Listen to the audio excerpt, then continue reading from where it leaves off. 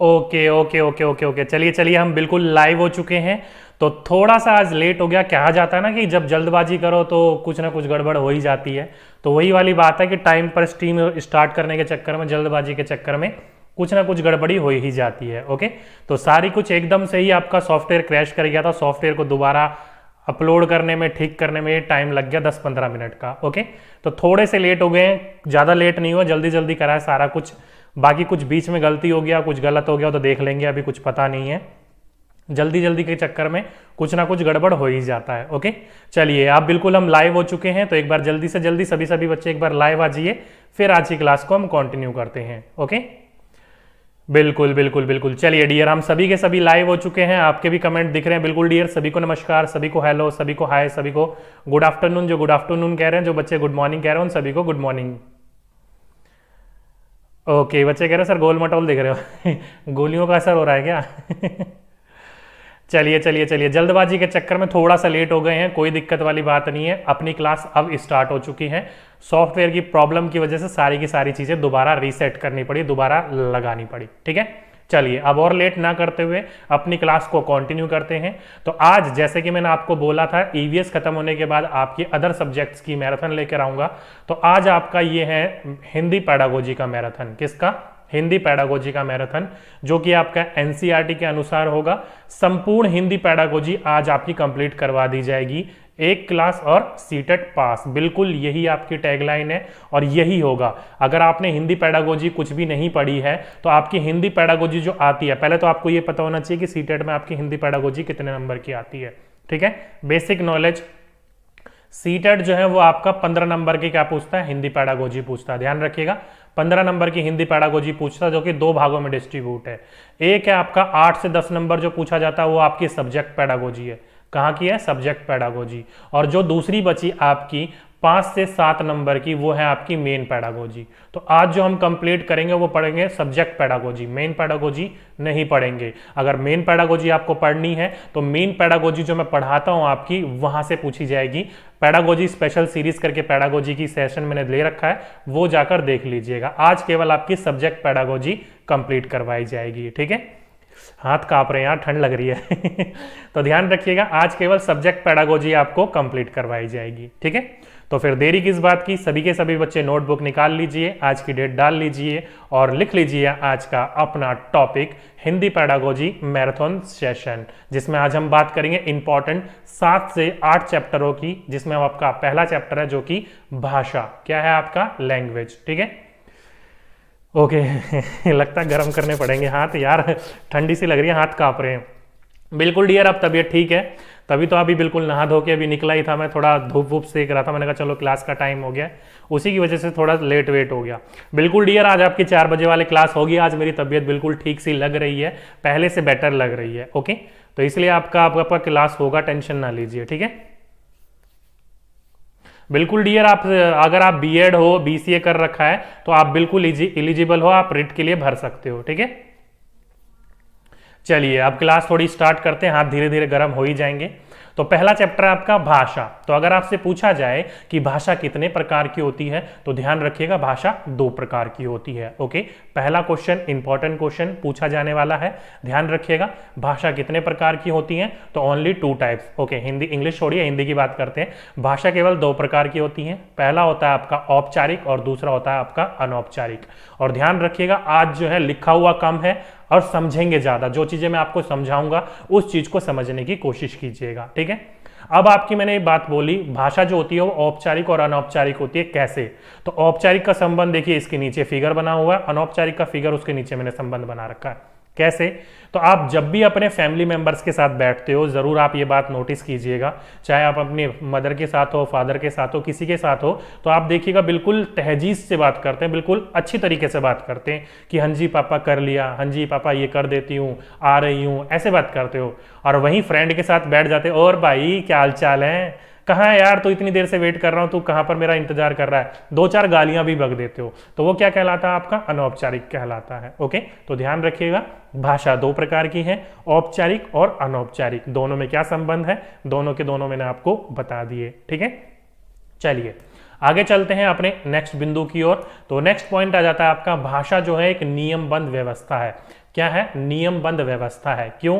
क्योंकि आप सभी को पता है भाषा जो सीखी जाती है वो LSRW में सीखी जाती है। मतलब पहला जो बच्चा सीखेगा वो लिसनिंग यानी कि सुनना सीखेगा, फिर आपका स्पीकिंग यानी कि बोलना, फिर आपका रीडिंग यानी कि पढ़ना, और लास्ट में आपका राइटिंग यानी कि लिखना। तो यही सीरीज आता है आपका। तो अगर आपसे पूछा जाए कि भाषा एक कैसी व्यवस्था है, तो एक नियमबद्ध व्यवस्था है जिसमें हम सबसे पहले सुनना सीखते हैं, फिर हम बोलना सीखते हैं, फिर हम पढ़ना सीखते हैं, और फिर हम लास्ट में लिखना सीखते हैं। ओके, इंपॉर्टेंट है, ध्यान रखिएगा।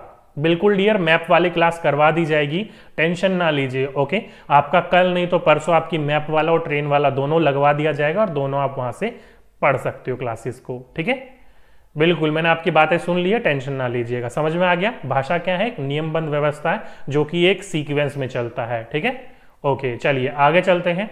नेक्स्ट है आपका भाषा का प्रभाव जो होता है वो जटिल से सरलता की ओर होता है। क्या है? जटिल से सरलता की ओर होता है। अब ऐसा मैंने क्यों कहा, तो ध्यान रखिएगा, जब भी आप शुरू शुरू में जब भाषा सीख रहे होते हो तो देखा होगा ना, आपने मम्मी को बोलते हो, क्या बोलते हो? माँ माँ। तो अब तोड़ के बोलते हो, दादा को बोलते हो दादा, तो तोड़कर बोलते हो, एक साथ नहीं बोलते हो।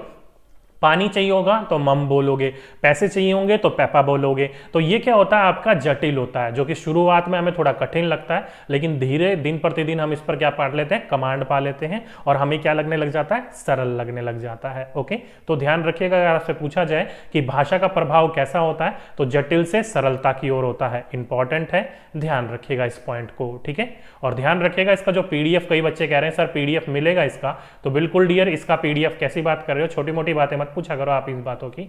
आपको जो भी करवाया जाएगा उसका टेलीग्राम पर PDF मिल जाया करेगा। ठीक है, कोई सा भी मैराथन सेशन चल रहा हो, चाहे वो इंग्लिश हो, हिंदी हो, EVS हो, EVS के मैंने सारे के सारे अपलोड करवा दिए हैं। डाउनलोड नहीं किया है तो डाउनलोड कर लीजिएगा। ठीक है, कितना टाइम हुआ डियर? अभी अभी 5 मिनट ही हुए आपकी क्लास को शुरू हुए। तो टेलीग्राम डाउनलोड कर लीजिएगा, वहां पर आप हमें फॉलो कर सकते हो। किस नाम से है? तो DK Gupta 1122 के नाम से है, और जिसका मैंने लिंक भी आपको नीचे डिस्क्रिप्शन बॉक्स में दे रखा है। कहीं से भी आप जा सकते हो, स्पेस मत छोड़िएगा, नहीं तो मेरे नाम से बहुत सारी फेक ID बनी हुई है, फेक पर पहुंच जाओगे आप सारे के सारे। ठीक है, तो आपको क्या पता चला? भाषा का प्रभाव जो होता है वो जटिल से सरलता की ओर होता है, जो कि मैंने अभी आपको एक्सप्लेन भी कर दिया। साथ ही साथ में भाषा जो होता है वो सोचने, महसूस करने और चीजों से जुड़ने के लिए काम आता है, उसके लिए आपका उत्तम साधन होता है। फॉर एग्जाम्पल के रूप में आपको आपकी किसी की मदद चाहिए तो भाषा के रूप में ही बात करते हो। जैसे कि फॉर एग्जाम्पल पहले भाषा नहीं हुआ करती थी, तो कैसे बात होती थी? अजीब अजीब सी भाषाएं होती थी, तो वो भी एक तरीके की भाषा ही है। भाषा जैसे कि इशारों से बात करना, बोलकर बात करना, लिखकर बात करना, तो ये सारे के सारे क्या है? भाषा के रूप हैं। तो भाषा जो होता है वो सोचने, महसूस करने और चीजों से जुड़ने का एक उत्तम साधन होता है। फॉर एग्जाम्पल के रूप में देखा होगा ना, जब आप फ्रेंड सर्कल के बीच में बैठते हो तो क्या होता है? आपस में वार्तालाप करके एक दूसरों की चीजों को समझ रहे होते हो, एक दूसरे की भावनाओं को समझ रहे होते हो। ओके, तो ध्यान रखिएगा, इंपॉर्टेंट पॉइंट है ये। और जो बच्चे पूछ रहे हैं कि सर ये पेपर 1 के लिए है या पेपर 2 के लिए है, लैंग्वेज 1 के लिए है कि लैंग्वेज 2 के लिए है, तो डियर ये सभी के लिए है। किसी की भी तैयारी कर रहे हो आप, चाहे पेपर 1 का हो, पेपर 2 का हो, लैंग्वेज 1 का हो, लैंग्वेज 2 का हो, सभी के लिए हैं। आप कभी अपना पेपर उठाकर देख लीजिएगा, कभी कभी जो क्वेश्चन पेपर 2 में पूछे जाते हैं वही रिपीट पेपर 1 में हो जाते हैं, और कई बार जब पेपर 1 में जो पूछे जाते हैं वही पेपर 2 में रिपीट हो जाते हैं।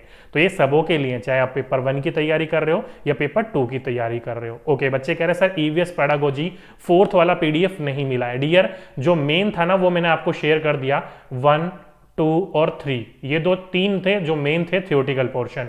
जो 4 है वो केवल क्वेश्चन का था। अगर आपको वो चाहिए क्वेश्चन वाला भी, तो वो भी शेयर कर दिया जाएगा, मेरा कोई दिक्कत नहीं है, मैं चौथा भी शेयर कर दूंगा अगर आपको चाहिए तो। मेन जो था थ्योरी वाला वो मैंने आपको शेयर कर दिया है। ठीक है, चलिए, अगर क्वेश्चन वाला चाहिए तो क्वेश्चन वाला भी कर दिया जाएगा।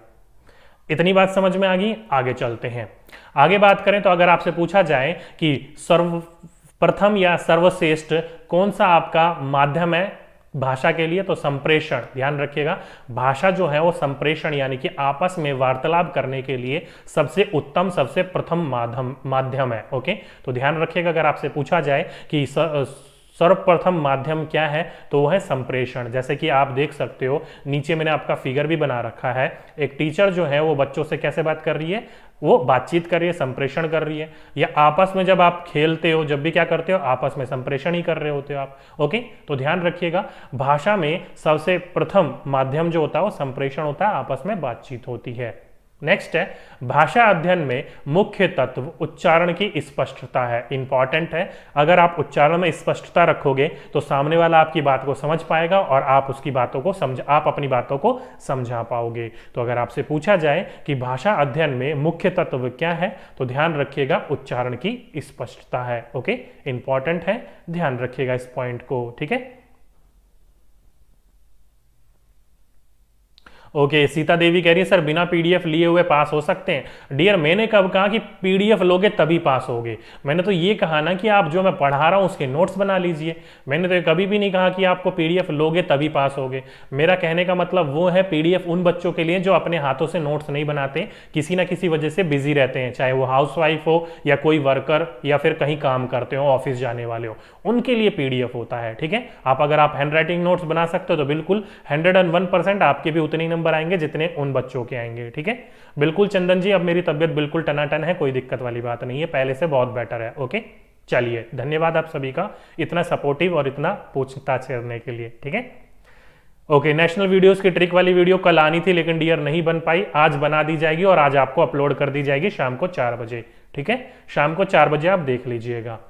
चलिए, नेक्स्ट क्वेश्चन है आपका मृत भाषा। ओके, ध्यान रखिएगा जो मातृभाषा होती है वो मित्र भाषा नहीं है, मातृभाषा है। थोड़ा सा मिसप्रिंट हो रहा है, ठंड की वजह से, ठंड लग रही है मुझे। ठीक है, तो मातृभाषा जो है वो विचार विनिमय और शिक्षा ग्रहण करने का क्या है, सर्वश्रेष्ठ माध्यम है। क्या है, सर्वश्रेष्ठ माध्यम है। अगर आपसे पूछा जाए कि भाषा जो होती है उसमें अगर आप शिक्षा ग्रहण करोगे तो शिक्षा ग्रहण करने के लिए सबसे उत्तम साधन कौन सा है, तो वो है आपकी मातृभाषा। जो कि गांधी जी ने भी कहा है कि बच्चों को जो भी शिक्षा दी जाती है वो कैसी होनी चाहिए, मातृभाषा में होनी चाहिए। क्यों? क्योंकि मातृभाषा में विचार विनिमय जो किया जाता है, बातचीत की जाती है, समझाया जाता है, वो कैसा होता है, तो एक तरीके का बिल्कुल सरल होता है। क्यों? क्योंकि उसके ऊपर आपकी कमांड अच्छी होती है, आपने शुरू से उस चीज को समझा है, बोला है, अपने वातावरण में उसको इस्तेमाल किया है। इसलिए मातृभाषा जो होती है विचार विनिमय करने के लिए, शिक्षा ग्रहण करने के लिए सर्वसे श्रेष्ठ क्या होता है, आपका माध्यम होता है। ठीक है, इंपॉर्टेंट है, ध्यान रखिएगा। चलिए आगे चलते हैं। नेक्स्ट है आपका, ये है इंपॉर्टेंट बिंदु, कई बच्चों को इसमें बहुत कंफ्यूजन होती है। तो संयुक्त परिवार में ध्यान रखिएगा, जो कि कौन सा परिवार होता है, ज्वाइंट फैमिली होती है। संयुक्त परिवार में बच्चे का जो भाषा विकास होता है वो क्या होता है, बेटर होता है, अच्छा होता है। ऐसा क्यों है, तो आप सभी को पता है, जैसे कि मैंने 2 फैमिली नीचे बना रखी है इमेज में। एक है आपकी न्यूक्लियर फैमिली, यानी कि जो सिंगल होते हैं जिनमें माता पिता और उनके बच्चे होते हैं, और एक होता है आपका ज्वाइंट फैमिली जिसमें माता पिता, दादा दादी, चाचा चाची, भाभी भाभी सब होते हैं। तो वो आपका इन दोनों में से जो सबसे श्रेष्ठ माध्यम होगा बच्चे का विकास, वो ज्वाइंट फैमिली में होगा। क्यों? क्योंकि उस बच्चे को अपने माता पिता नहीं मिलेंगे, अगर वो जॉब चले गए तो बातचीत करने के लिए घर में बुजुर्ग तो है ही, दादा दादी तो है ही, या वो भी नहीं होंगे तो चाचा चाची होंगे, वो भी नहीं होंगे तो भाई भाभी होंगे, कोई ना कोई तो होगा ही जो कि बच्चे से क्या हो सके, बातचीत कर सके। तो बच्चे की जितना वो बातचीत करेगा उतना ही क्या होगा, उसका भाषा अच्छा होगा। लेकिन वहीं पर ही न्यूक्लियर फैमिली यानी कि जो सिंगल फैमिली होती है, माता पिता अगर दोनों ही काम करने वाले हुए तो बच्चे क्या करेंगे, अपना कमरे में जाकर या तो पढ़ लेंगे या फिर लैपटॉप वगैरह या टैब वगैरह में खोलकर गेम खेलने लग जाएंगे। तो वो क्या होता है, उनकी भाषा अच्छी विकसित नहीं हो पाती है। ठीक है, तो ध्यान रखिएगा, ज्वाइंट फैमिली में बच्चे का भाषा विकास अच्छा होता है, न्यूक्लियर फैमिली यानी कि सिंगल परिवार, एकल परिवार में नहीं होता है उतना अच्छा। ठीक है, तो ध्यान रखिएगा इस बात को।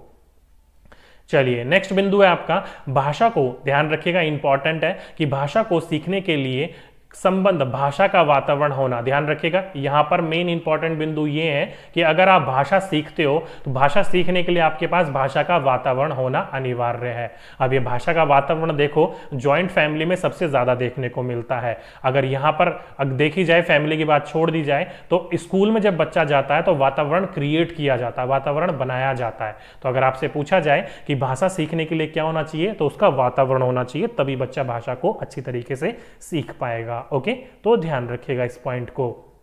बिल्कुल डियर, दीपाली मैम को बोल दिया गया है आपकी मंडे को, ध्यान रखिएगा, मंडे को क्या होगा, तो वो मैराथन सेशन होगा इंग्लिश का। तो जो बच्चे देखना चाहेंगे मंडे को देख लीजिएगा। ठीक है, चलिए इंपॉर्टेंट है, आगे चलते हैं। चलिए बच्चे कह रहे हैं सर साइंस भी करवा दीजिए। डियर साइंस कंप्लीट हो चुकी है, एक बार जाकर देख लीजिए। और साइंस जो है वो अपने आप में ही बहुत बड़ा सब्जेक्ट है, तो मैराथन सेशन में आप ये नहीं बोल सकते कि पूरी की पूरी मैथ एक बार में कंप्लीट साइंस हो जाएगी। तो साइंस को करने के लिए आपको प्लेलिस्ट देखनी ही पड़ेगी, ठीक है। बाकी मैम को बोल दिया जाएगा आपका मैराथन सेशन लेने के लिए।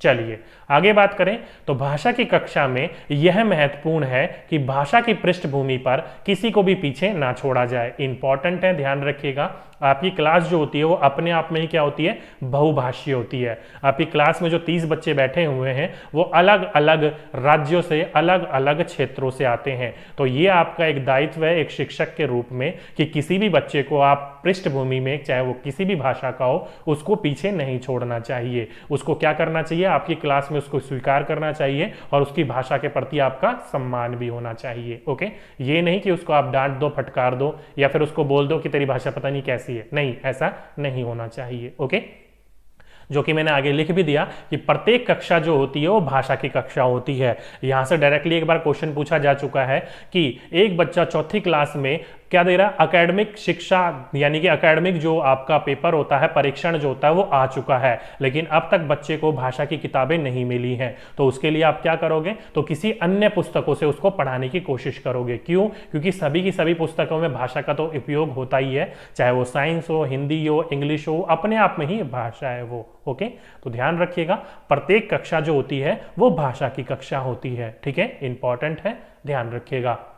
आगे चले तो भाषा, ध्यान रखिएगा इंपॉर्टेंट, भाषा सीखने में जो त्रुटियां होती है, क्या बोला मैंने आपका कि भाषा सीखने में जो त्रुटियां होती हैं वो क्या होती है, सीखने की प्रक्रिया का एक स्वाभाविक हिस्सा होती है। इंपॉर्टेंट है। कई बार आपने देखा होगा कि अगर एक बच्चा किसी चीज में गलतियां कर रहा है तो इसके प्रति आप क्या कर लेते हो, नकारात्मक व्यवहार करने लग जाते हो, उसको डांटने लग जाते हो, फटकारने लग जाते हो। नहीं, भाषा सीखने सिखाने में या किसी भी चीज को सीखने सिखाने में जो आपकी त्रुटियां होती है, जो गलतियां होती हैं, वो क्या होती है, एक भाषा सीखने सिखाने की प्रक्रिया का स्वाभाविक हिस्सा होती है, जो कि समय के साथ साथ दूर होने लगती है। तो उसको आपको ठीक करने के लिए क्या देना चाहिए, बच्चे को स्वयं करने देना चाहिए और बच्चे को समय देना चाहिए। ये नहीं कि आप बच्चे को पूरी क्लास में खड़ा करके उसकी बेइज्जती करने लग जाओ। नहीं, वो क्या है, कोई भी नई चीज आप जब सीख रहे होते हो तो सीखने सिखाने की प्रक्रिया में स्वाभाविक हिस्सा है, आप गलतियां करोगे ही करोगे। अगर कोई चीज सीख रहे हो तो गलती तो होगी ही ना, ये थोड़ी आप उसमें एक्सपर्ट हो। एक्सपर्ट होते तो सीख क्यों रहे होते। ठीक है, तो इन बातों का आप ध्यान रखिएगा। चलिए आगे चलते हैं। कुछ महत्वपूर्ण बिंदु यहां पर लिखे गए हैं, इंपॉर्टेंट बिंदु लिखे गए हैं।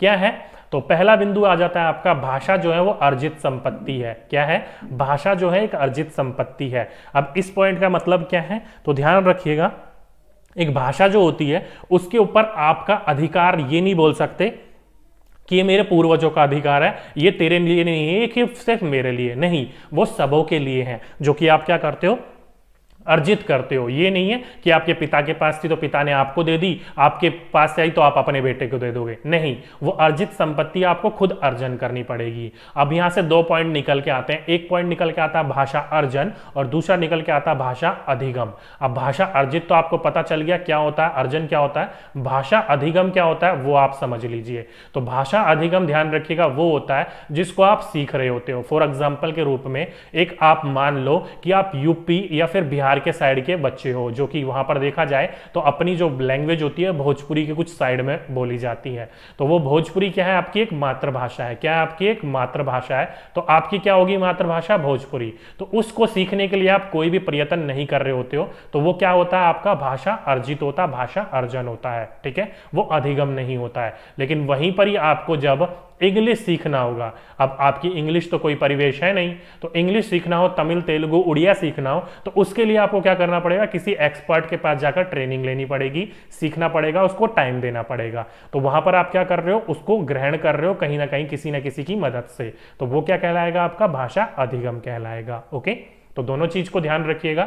भाषा अधिगम वो होता है जिसमें आपके एफर्ट लगते हैं, जिसमें आप किसी ना किसी एक्सपर्ट के जाग पर उनसे ट्रेनिंग लेते हो, तो वो क्या कहलाएगा, आपका भाषा अधिगम कहलाएगा। और जो आपके आसपास के वातावरण में जो भी भाषा बोली जा रही हो और वो आप बोलना शुरू कर दो, तो वो आपका भाषा अर्जित यानी कि भाषा अर्जन में आता है। ओके, इंपॉर्टेंट है, ध्यान रखिएगा इस पॉइंट को, डायरेक्टली क्वेश्चन पूछ लिया जाता है। ठीक है, चलिए आगे चलते हैं। बच्चे विद्यालय शिक्षा की शुरुआत से पहले ही भाषा की जटिलताएं और नियम की आत्मसात का पूर्ण भाषा की क्षमता रखते हैं। तो डायरेक्टली ये वाला क्वेश्चन पूछा जा चुका है कि बच्चे विद्यालय आने से पहले भाषा के प्रति क्या होते हैं, तो भाषा की जटिलताएं उसके अंदर होती है। भाषा का कैसे उपयोग करना है, कैसे उपयोग नहीं करना, किस परिस्थितियों में करना है, नहीं करना, ये सारा का सारा उस बच्चे के अंदर ज्ञान होता है और उसकी भाषा के प्रति पूरी की पूरी क्षमता होती है। यानी कि कैसे उसको बोलना है, कैसे समझना है, कैसे उसको बताना है,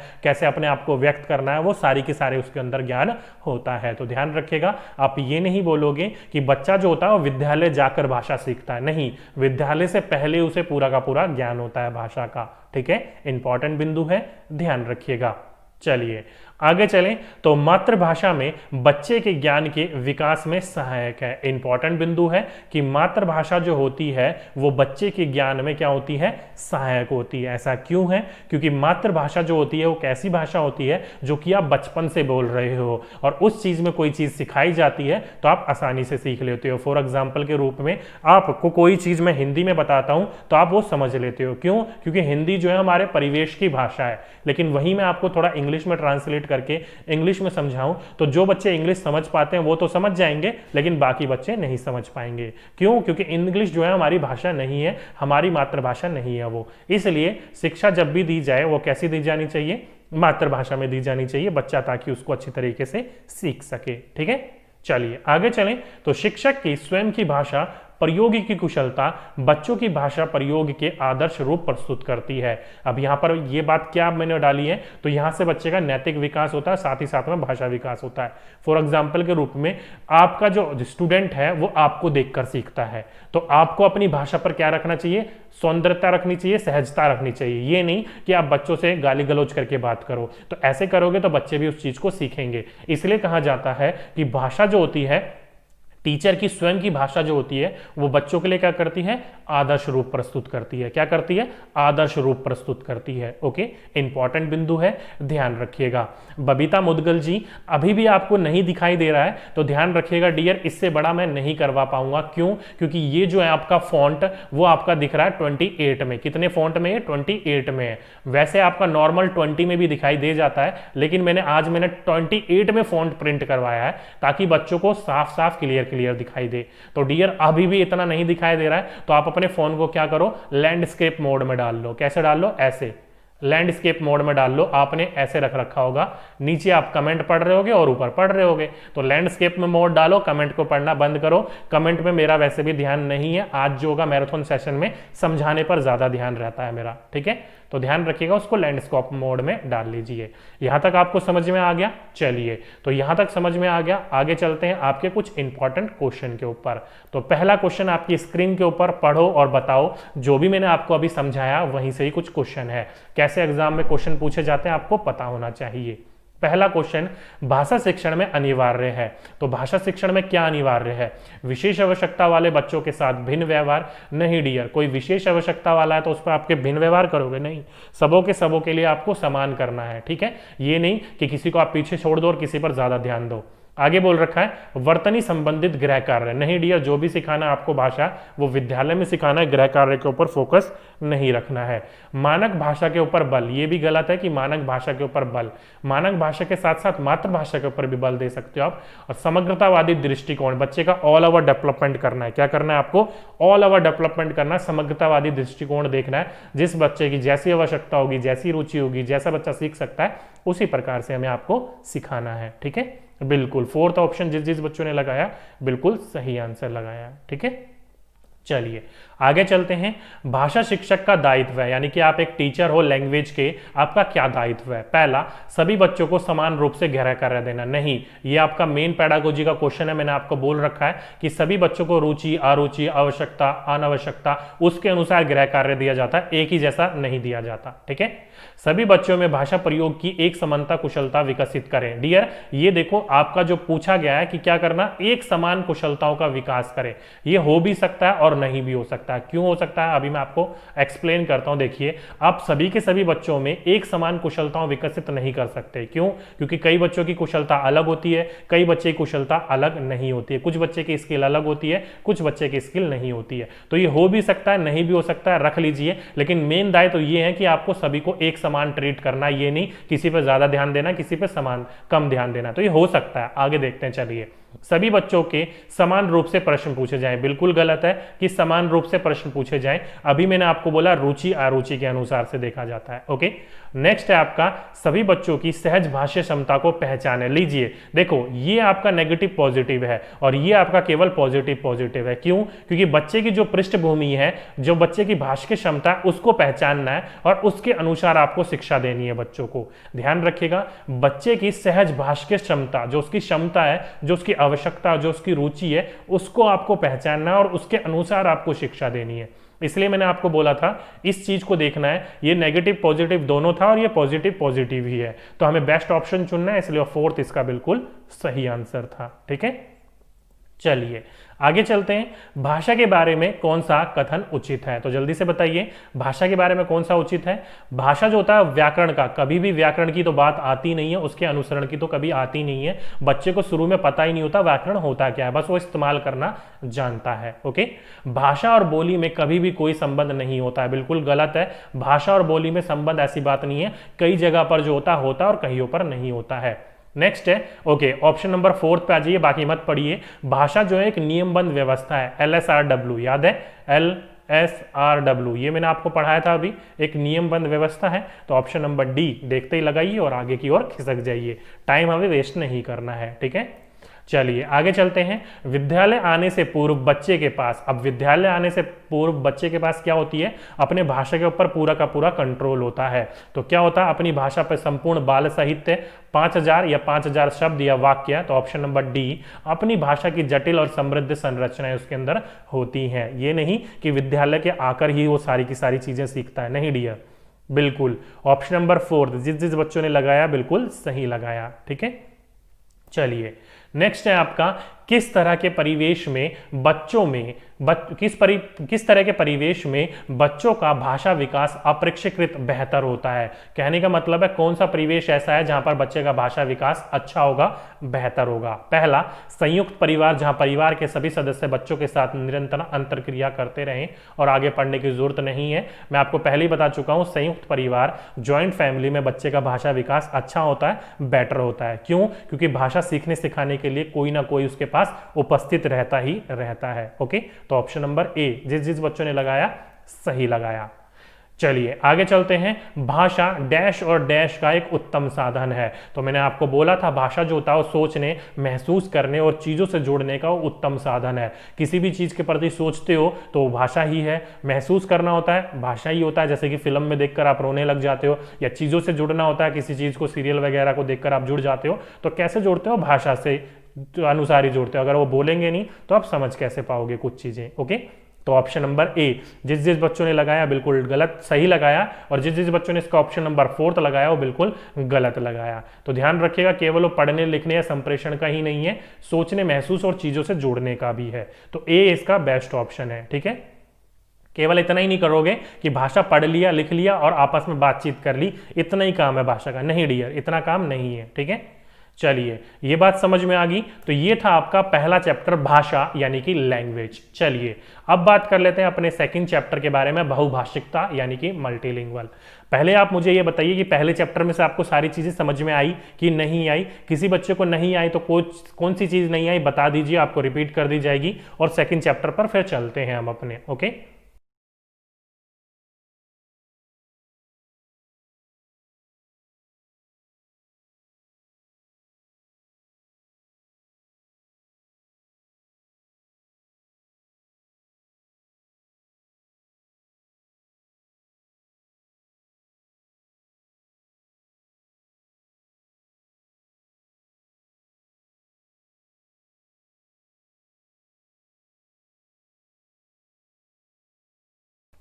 ओके बच्चे जो कह रहे हैं सर इसका जो है कहीं कहीं फोर्थ ऑप्शन भी मिलता है।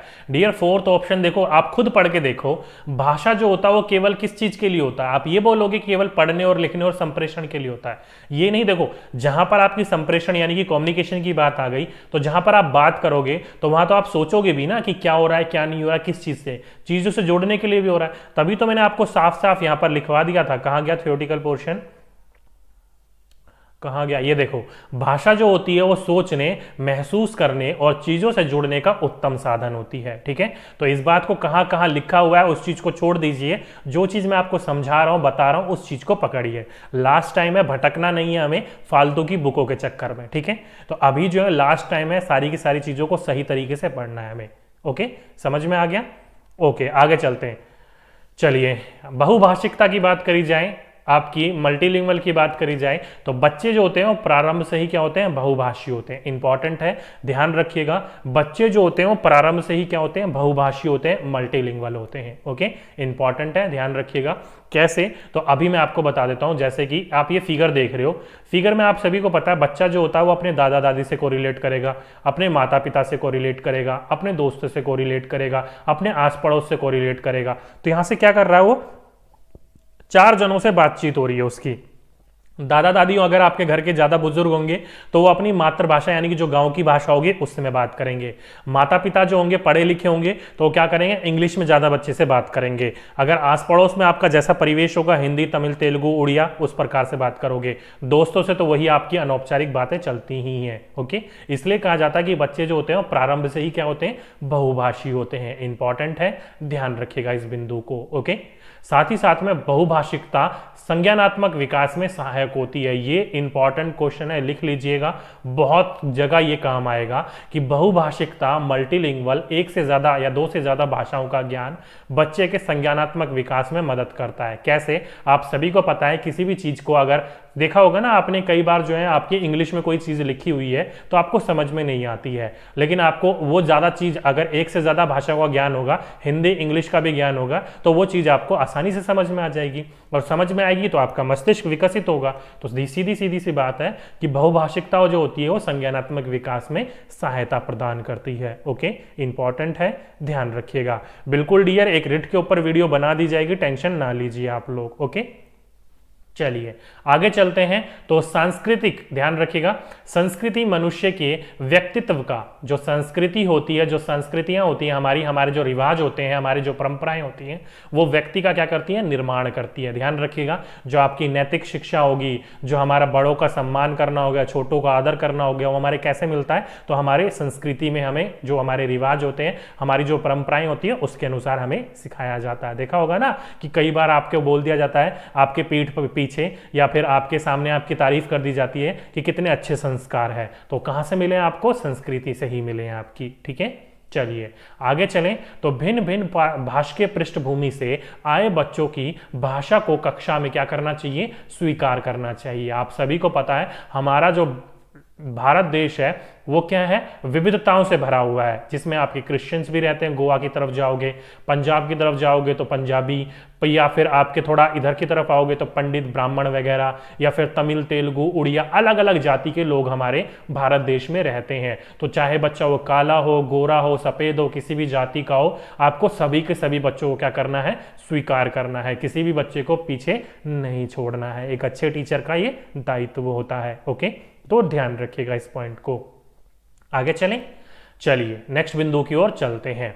आगे बात करें तो प्राथमिक स्तर पर भाषा शिक्षा का उद्देश्य, ध्यान रखिएगा, अभी मैं बात कर रहा हूं प्राथमिक स्तर पर, उच्च प्राथमिक स्तर पर अभी बात करेंगे।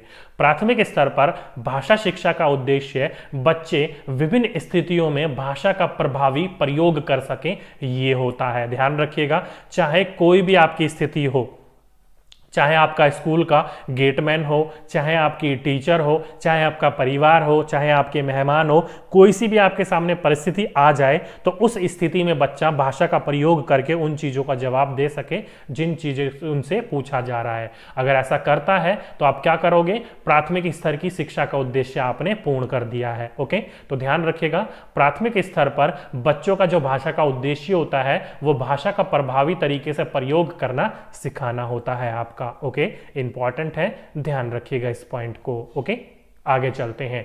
अब बात कर लेते हैं उच्च प्राथमिक की। देखो अब आपने प्राथमिक में तो बच्चों का भाषा का प्रयोग करना सिखा दिया, अब जो है उच्च प्राथमिक में भाषा शिक्षण का उद्देश्य होता है भाषा की बारीकी और सौंदर्य बोध का उसकी विकसित करना, उसकी समझ विकसित करना, उसकी क्षमता विकसित करना। मतलब पहले जो बच्चा भाषा बोलते समय अलग अलग परिस्थितियों में करते समय जो भाषा में थोड़ी बहुत त्रुटियां कर रहा था, उस त्रुटियां को खत्म करके भाषा जो है उसकी विविधताओं को भी वो इस्तेमाल कर सके, उसकी जटिलताओं को भी इस्तेमाल कर सके। ओके, तो प्राथमिक स्तर में बच्चे का जो होता है वो उच्चारण पर ध्यान दिया जाता है और उच्च प्राथमिक पर सौंदर्य बोध पर ध्यान दिया जाता है, उसको और एनहेंस किया जाता है, चाहे ग्रामेटिकल बोलिए या फिर किसी और तरीके से बोलिए। ठीक है, दोनों के दोनों चीज को ध्यान रखिएगा, पहले प्रभावी प्रयोग पर और दूसरा सौंदर्य बोध पर। ओके, बिल्कुल डियर, आपको मैप वाला और ट्रेन वाला ईवीएस करवा दिया जाएगा, टेंशन ना लीजिए, मैंने आपको बता दिया है। ठीक है,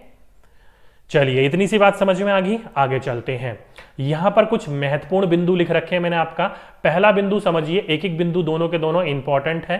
पहला आपका भाषा शिक्षा के उद्देश्य है, एक जगह लिख रखा है मैंने आपका प्राथमिक और दूसरी जगह लिख रखा है मैंने उच्च प्राथमिक, दोनों के अलग अलग होते हैं। प्राथमिक में केवल ये 3 चीजें होती हैं, क्या क्या होती हैं? ज्ञानात्मक, कौशलात्मक और अभिव्यक्त्यात्मक। ओके, केवल ये 3 चीज होती है। बच्चे का ज्ञान का निर्माण करना होता है ज्ञानात्मक उद्देश्य के द्वारा, कौशलों का विकास होता है कौशलात्मक उद्देश्य के द्वारा, किसी भी परिस्थिति में अपने आप को व्यक्त कर सके अभिव्यक्त्यात्मक उद्देश्य। ये 3 उद्देश्य होते हैं आपके प्राथमिक में। बस उच्च प्राथमिक में आपका एक और चीज जुड़ जाता है, वो क्या है? देखो ज्ञानात्मक तो है ही, कौशलात्मक भी है और अभिव्यक्त्यात्मक भी है, लेकिन सृजनात्मक और जुड़ जाता है। अभी मैंने आपको बोला सौंदर्य बोध का बच्चे का विकास करना होता है, तो वो कैसा होगा? सृजनात्मक के द्वारा ही होगा। ओके, तो ध्यान रखिएगा, ये 4 चीजें आ जाती हैं उच्च प्राथमिक में और प्राथमिक में आ जाती हैं आपकी 3 चीजें। डायरेक्टली आपसे पूछ लिया जाएगा कि निम्नलिखित में से प्राथमिक स्तर पर भाषा की शिक्षा उद्देश्य कौन सा नहीं है, तो आपको ये 4 ऑप्शन देखने को मिलेंगे एज इट इज के एज इट इज, और ये होगा आपका सृजनात्मक सही आंसर, क्योंकि ये उच्च प्राथमिक का होता है। ठीक है, इंपॉर्टेंट है, ध्यान रखिएगा इस बात को।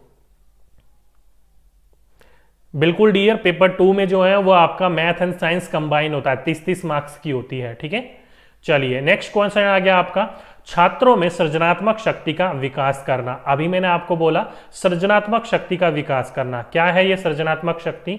तो बच्चा जो होता है वो किसी भी चीज को अपने ढंग से प्रस्तुत कर सके, अपने ढंग से समझ सके, किसी चीज की कॉपी ना करे, तो वो क्या कहलाता है? आपका सृजनात्मक गुण कहलाता है। ओके, तो हमें छात्रों में यही शक्ति विकसित करनी होती है। ठीक है, समझ में आ गया सभी बच्चों को? आगे चलते हैं। छात्रों में शुद्ध, सरल, स्पष्ट ढंग से आत्म अभिव्यक्ति की योग्यता उत्पन्न करना। कोई भी बच्चा है, उस बच्चे में आपको इतना गुण उत्पन्न कर देना है कि अपने आप को वो क्या कर सके? अभिव्यक्त कर सके, और वो भी कैसे? स्पष्ट ढंग से। ये नहीं कि तुतला के, हकला के या घबरा के, नहीं, ऐसा नहीं करना आपको। बच्चे के अपने भाषा कंट्रोल के ऊपर आपको काम करना होता है। ठीक है, चलिए दूसरों की बातों को ध्यान से सुनना और सुनी गई बातों पर अपनी टिप्पणी देना, यही होता है आपका सृजनात्मक। कई बच्चे आपने देखा होगा कि दूसरों की बातों को ध्यान से सुनते नहीं है और अपनी टिप्पणी देने लग जाते हैं उल्टी सीधी। ओके, तो यही बात हो जाती है, आप किसी चीज को ध्यान से नहीं सुनते हो। इसलिए कहा जाता है कि अच्छा श्रोता ही अच्छा वक्ता होता है। क्यों? क्योंकि अगर आप किसी चीज को ध्यान से सुनोगे तो सही चीज को उसको वापस रिप्लाई भी कर पाओगे। इसलिए दूसरों की बातों को ध्यान से सुनना और सुनी गई बातों पर अपनी टिप्पणी देना ही क्या कहलाता है? आपका इंपॉर्टेंट कहलाता है भाषा विकास में। नेक्स्ट है लोकगीतों, ये इंपॉर्टेंट पॉइंट है, इस बात को ध्यान रखिएगा। जो लोकगीत होते हैं, लोकगीतों को भाषा की कक्षा में स्थान दिया जाना चाहिए, क्योंकि इससे बच्चों में संस्कृति विशेषताओं से परिचित होते हैं। ध्यान रखिएगा, जो हमारे लोकगीत है, चाहे वो आपके लोक नृत्य हो गए हो, लोकगीत हो गए हो, ये क्या है? हमारी संस्कृति है, हमारा धरोहर है। बच्चों को इस चीज की जानकारी होनी चाहिए, तभी कहा जाता है इनको पुस्तकों में जगह दी जानी चाहिए। और आप पुस्तकों उठा के देखोगे तो अलग अलग जगहों पर ये चीजें आपको देखने को मिलेंगी ही। ठीक है, बिल्कुल डियर, आपको टेंशन लेने की जरूरत नहीं है। कौशल एजुकेशन जी आपको सीडीपी की मैराथन सेशन दे दी जाएगी, आप टेंशन मत लीजिएगा। बार बार कमेंट को टाइप मत करिए, मैं सुन चुका हूं, पहले आपको बता चुका हूं, सारी की सारी चीजें आपको मिलेंगी। ठीक है, चलिए आप सभी को पता चल गया इस बात का। अब चलते हैं इसके कुछ इंपॉर्टेंट क्वेश्चन के ऊपर। पहला क्वेश्चन देखो क्या बोल रखा है कि हमारी कक्षाओं में बच्चे भिन्न भिन्न भाषकीय पृष्ठभूमि से आते हैं, अतः तो आप सभी को पता है आपकी कक्षा में जो होंगे वो अलग अलग भाषकीय पृष्ठभूमि से बच्चे आते हैं। तो जल्दी से बताइए इसका सही आंसर क्या होगा, कौन सा बच्चा इसका सही आंसर लगाएगा? जल्दी से बताइए बच्चों, आप खुद को ये आंसर लगाना है, मैं नहीं बताऊंगा सारी की सारी चीजें, मैं केवल थ्योरी समझाऊंगा, क्वेश्चन आपको खुद लगाना है, ठीक है। बच्चों के आपस में वार्तालाप चल रही है, अरे डियर पेपर तक पढ़ लो, पेपर के बाद मस्ती कर लेना, ये सारी की सारी चीजें, ठीक है। चलिए बच्चे कह रहे हैं सी क्या है, उनकी भाषाओं को भी कक्षा में क्या देना चाहिए, सम्मान देना चाहिए, जगह देना चाहिए, दायित्व देना चाहिए। ऑप्शन नंबर सी बिल्कुल सही लगाया जिस जिस बच्चों ने लगाया। ओके बच्चे कह रहे हैं सर आपका हेयर स्टाइल काफी जानलेवा। ओके डियर, ये हेयर स्टाइल नहीं है, नहाने के आने के बाद के बाल हैं ये। हेयर स्टाइल हद है तुम्हारी बच्चों। चलिए नेक्स्ट क्वेश्चन, एक बहुसांस्कृतिक कक्षा में आप एक भाषा शिक्षक में किस बात को अधिक महत्व देंगे? तो एक भाषा शिक्षक हो आप और आपकी कक्षा क्या है, बहुसांस्कृतिक है, अलग अलग पृष्ठभूमि के बच्चे हैं, तो आप किस चीज के ऊपर महत्व दोगे? जल्दी से बताइए कौन सा सही आंसर होगा इसका, जल्दी से बताइए सही आंसर, सही आंसर बताइए डियर। चलिए थर्ड आंसर क्या है, बच्चों को भाषा प्रयोग के अधिक से अधिक अवसर देना। बिल्कुल डियर, जब भी मैंने आपको बोला है कि जब भी आपका अवसर देने की बात आ जाए वो 101% आंसर बिल्कुल करेक्ट होता है। तो ऑप्शन नंबर सी जिस जिस बच्चों ने लगाया वो बिल्कुल सही आंसर लगाया है, ठीक है। तो सी जिस जिस बच्चों ने लगाया बिल्कुल सही आंसर लगाया है। चलिए आगे चले। चलिए नेक्स्ट क्वेश्चन आ जाता है आपका, एक से अधिक भाषाओं का प्रयोग। क्या बोल रखा है आपका, एक से अधिक भाषाओं का प्रयोग क्या होता है? जल्दी से बताइए सही आंसर क्या होगा इसका, कौन सा बच्चा इसका सही आंसर बताएगा?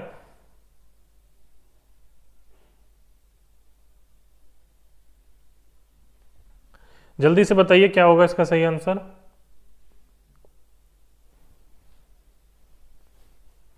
चलिए बच्चे कह रहे हैं सी संज्ञानात्मक। बिल्कुल डियर, मैंने अभी अभी आपको बताया था कि एक से अधिक भाषाओं का इस्तेमाल जब करता है बच्चा, बहुभाषीय होता है, तो उसका संज्ञानात्मक विकास क्या होता है, बेटर होता है। तो ऑप्शन नंबर सी जिस जिस बच्चों ने लगाया बिल्कुल सही आंसर लगाया।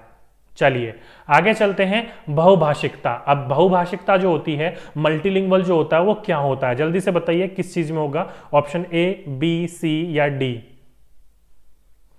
सर ग्रामर कितने मार्क्स की आएगी हिंदी में? डियर मुश्किल से मुश्किल 4 से 5 नंबर की आती है ग्रामर आपकी, ठीक है। 4 से 5 नंबर की आएगी, 30 क्वेश्चन में से 4 से 5 नंबर की हिंदी ग्रामर आएगी। चलिए बच्चे कह रहे हैं सी भाषा सीखने सिखाने में एक महत्वपूर्ण संसाधन का कार्य करती है। बिल्कुल, आप जब एक से ज्यादा भाषाओं का ज्ञान होता है तो किसी भी चीज को समझने में वो आपकी मदद करती है। तो ऑप्शन नंबर सी जिस जिस बच्चों ने लगाया वो बिल्कुल सही आंसर लगाया, ठीक है। चलिए नेक्स्ट क्वेश्चन आपकी स्क्रीन के ऊपर, बहुसांस्कृतिक पृष्ठभूमि वाली कक्षा में भाषा शिक्षक को क्या करना चाहिए? अब आपकी एक कक्षा है जिसमें क्या है, अलग अलग पृष्ठभूमि के बच्चे हैं, तो आपकी एक शिक्षक के रूप में, आप एक टीचर के रूप में क्या करोगे? तो ये 4 ऑप्शन है, जल्दी से बताइए सही आंसर क्या होगा, कौन सा बच्चा इसका सही आंसर बताएगा? जल्दी बताइए, फटाफट बताइए। जब तक बताइए मैं जरा शीशा साफ कर लूं यार, ये चश्मे का दिख नहीं रहा मुझे कुछ।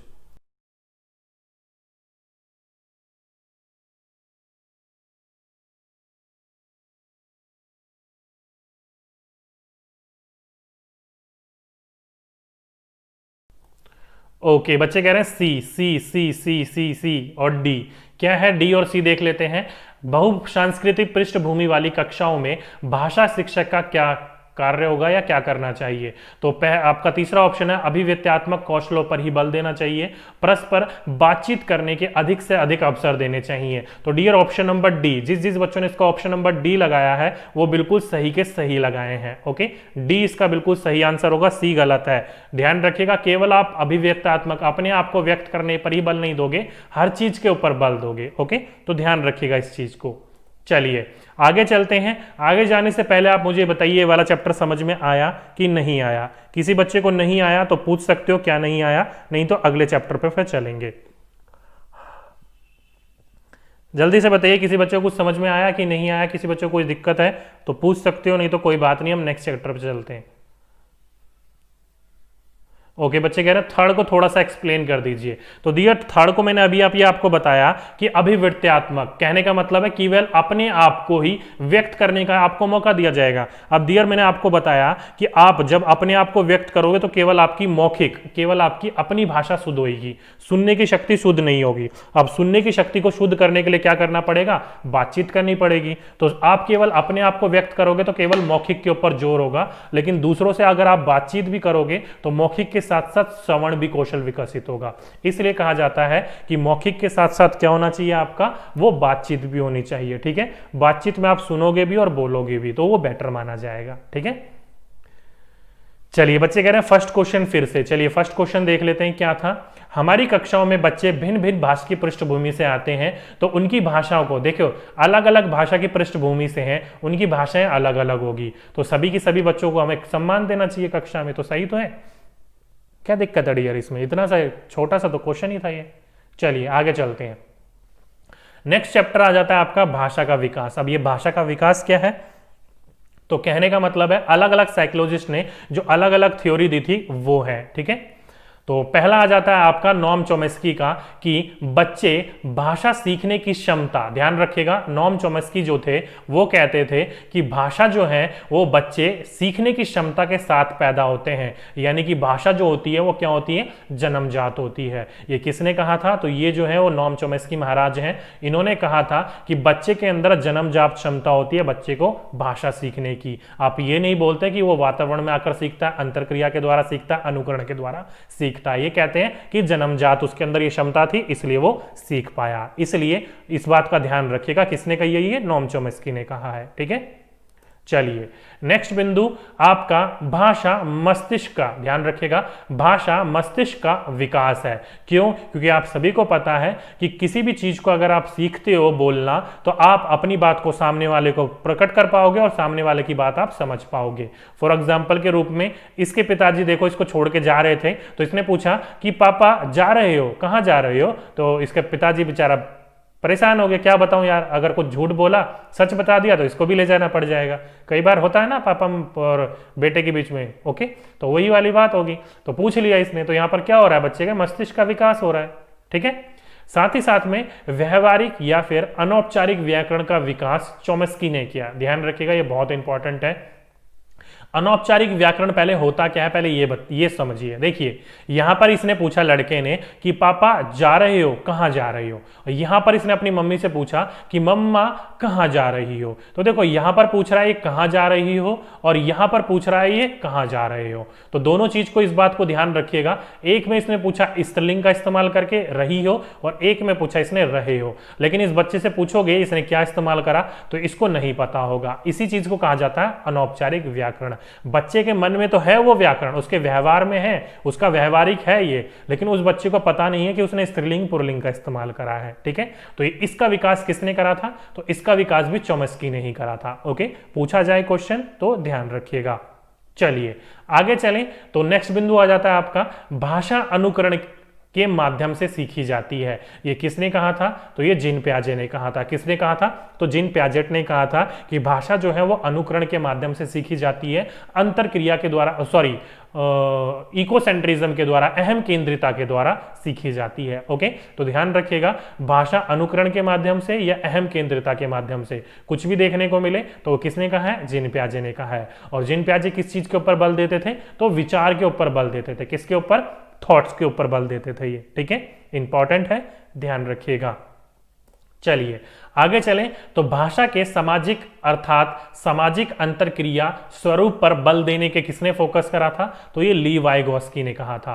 किसने कहा था, तो इन्होंने ये कहा था कि बच्चे जो होते हैं वो समाज के साथ अंतरक्रिया करके बेहतर सीखते हैं, अपनी भाषा बेहतर समझ पाते हैं। जैसे कि स्कूल में टीचर्स के साथ, बच्चों के साथ और घर पर अपने परिवार और दोस्तों के साथ। तो अगर आपसे पूछा जाए कि अंतरक्रिया के द्वारा भाषा सीखता है, किसने कहा था, तो ये कहा था ली वाइगोस्की ने। ओके, अंतरक्रिया साथ ही साथ में अंतर्वाक यानी कि अपने आप से बात करना। तो कुछ भी देखने को मिले तो ध्यान रखिएगा ये दोनों के दोनों किसने कहा था, ये ली वाइगोस्की ने ही कहा था। ओके, इंपॉर्टेंट है, ध्यान रखिएगा।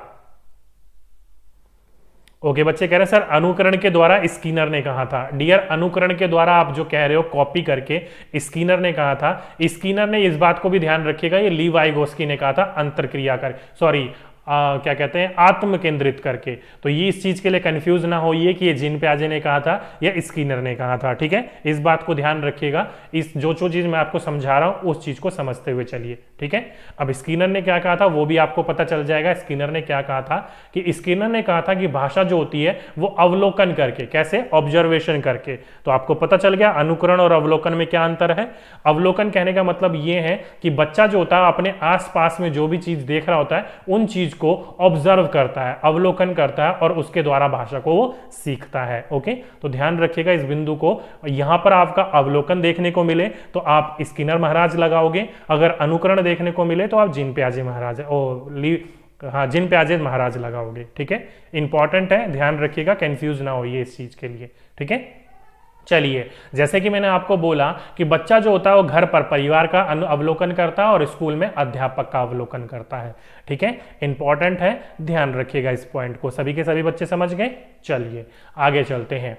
कुछ बिंदु हैं जीन पियाजे के बारे में, ली वाइगोस्की के बारे में समझ लीजिए, चॉम्स्की के बारे में।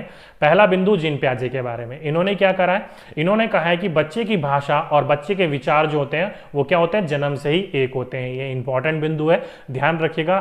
थॉट्स एंड लैंग्वेज जो होते हैं, जीन पियाजे ने कहा था कि बचपन से ही, शुरुआत से ही क्या होते हैं, बच्चे के एक होते हैं। भाषा सिर्फ विचारों का अनुसरण ही नहीं करती, उसे आगे भी बढ़ाती है, अर्थात बच्चे की भाषा और विचार जन्म से ही एक होते हैं। ये वाला क्वेश्चन एज इट इज का एज इट इज पूछा जा चुका है कि भाषा सिर्फ विचार का अनुसरण ही नहीं करती बल्कि उसे आगे भी बढ़ाती है। ये किसने कहा है, तो ये कहा था आपका जीन पियाजे ने। ओके, इंपॉर्टेंट क्वेश्चन है, ध्यान रखिएगा इस पॉइंट को, ठीक है। चलिए आगे चलते हैं। नेक्स्ट बिंदु है आपका ली वाइगोस्की। अब ली वाइगोस्की क्या कहते हैं, तो बच्चे की भाषा और विचार 2 वर्ष तक अलग अलग, ध्यान रखिएगा, जीन पियाजे कहते हैं जन्म से ही एक होती है और ली वाइगोस्की कहते हैं 2 वर्ष तक अलग अलग होती है, और 2 वर्ष के बाद बच्चे का भाषा और विकास जो होता है वो एक होने लग जाता है। इंपॉर्टेंट है, ध्यान रखिएगा इस बात को कि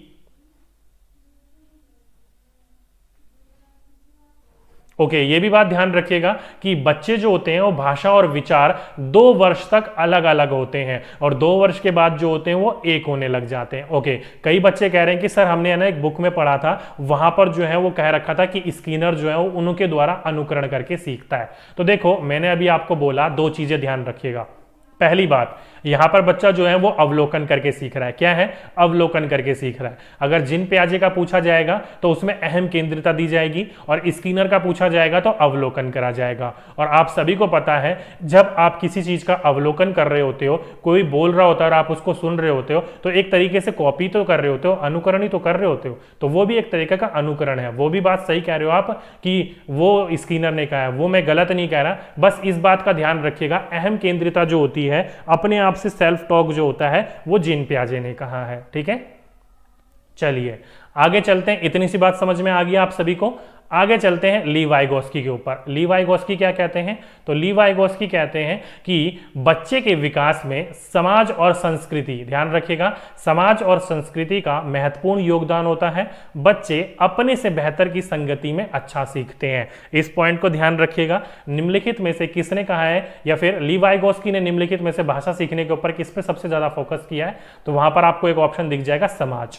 तो ध्यान रखिएगा इस बात को, समाज जो है वो इंपॉर्टेंट रोल निभाता है भाषा सीखने सिखाने में, ली वाइगोस्की के अनुसार। ओके, वाइगोस्की के अनुसार बच्चों को स्वयं सीखने देना चाहिए और जब बच्चा कार्य करने में असमर्थ हो तब उसकी हमें क्या करनी चाहिए, सहायता करनी चाहिए। और वो भी कैसे करनी चाहिए, पूरी की पूरी सहायता नहीं कर देनी चाहिए, वो हल्का सा आपको वहां पर क्या देना चाहिए, हिंट दे देना चाहिए। बच्चा उसी तरीके से उस चीज को समझ लेगा और अपनी दुविधा से वो निकल जाएगा, ठीक है। तो यहां से 3 बिंदु निकल के आए, तीनों को एक बार रिपीट कर लीजिए, समझ में आ जाए ताकि आपको अच्छी तरीके से। जीन पियाजे कहते हैं कि बच्चे की भाषा और विचार जो होते हैं वो जन्म से ही एक होते हैं।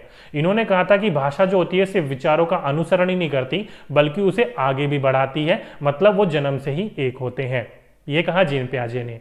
ली वाइगोस्की ने कहा कि बच्चे की भाषा और विचार जो होते हैं वो 2 वर्ष तक अलग अलग होते हैं और फिर 2 वर्ष के बाद एक होने लग जाते हैं। ये कहा आपका ली वाइगोस्की ने।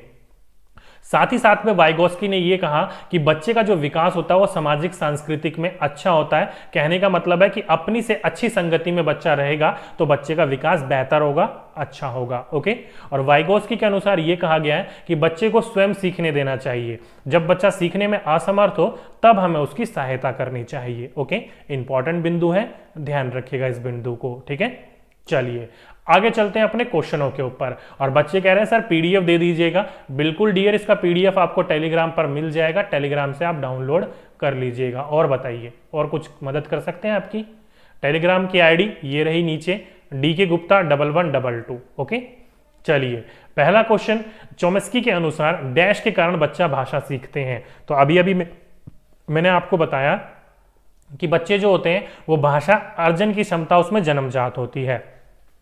तो यहां पर ऑप्शन नंबर जिस बच्चे का 4th लगाया वो बच्चा बिल्कुल सही लगाया कि भाषा अर्जन क्षमता उसके अंतर्गत जन्म से ही होती है, जन्मजात होती है। तो ऑप्शन नंबर 4, थोड़ा सा ऑप्शन चेंज कर दिया गया था, भाषा अर्जन क्षमता, तो इससे कंफ्यूज मत होइएगा, कोरिलेट कर लीजिएगा, जन्मजात होती है। ठीक है, तो ऑप्शन नंबर 4 जिस जिस बच्चों ने लगाया बिल्कुल सही लगाया।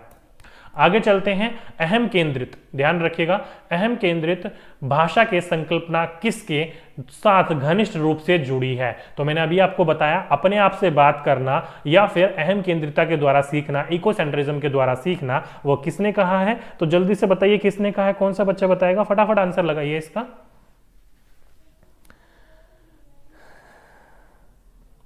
चलिए बिल्कुल प्याजे ने कहा है। किसने कहा है? जिन प्याजे ने कहा है। तो ऑप्शन नंबर सी, जिस जिस बच्चों ने लगाया बिल्कुल सही लगाया।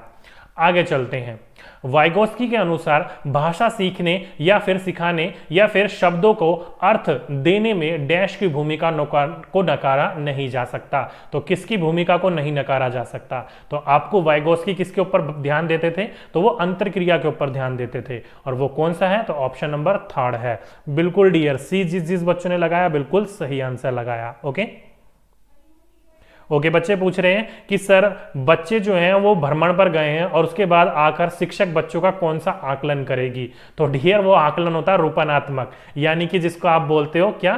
फॉर्मेटिव। ओके, कहने का मतलब ये है कि बच्चे से पूछा जाएगा कि क्या सीखा क्या नहीं सीखा, और जो बच्चे की गलती होगी उसको वहां ठीक किया जाएगा। ओके, उसको रूपनात्मक आकलन कहा जाता है। चलिए आगे चलते हैं।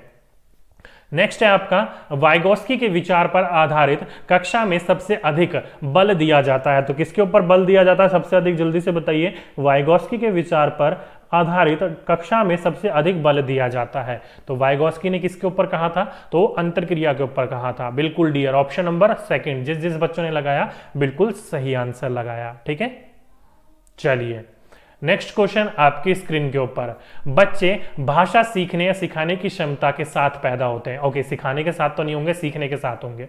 तो बच्चे भाषा सीखने की क्षमता के साथ पैदा होते हैं, मुख्यतः यह किसका कहना है या किसका विचार है? तो जल्दी से बताइए। अधिगम के लिए लर्निंग, हाँ जी, असिस्मेंट फॉर लर्निंग, वो भी आप सही कह रहे हो, ये भी है। क्यों? क्योंकि उसमें जो है बच्चा पहले सीख रहा था, टीचर ही दुविधा प्रदान कर रहा है और टीचर ही उसको दुविधा से निकालेगा, ये भी बोल सकते हो। चलिए अभी चल रही है प्रिया जी, अभी आपकी क्लास नहीं छूटी, अभी क्लास चल रही है।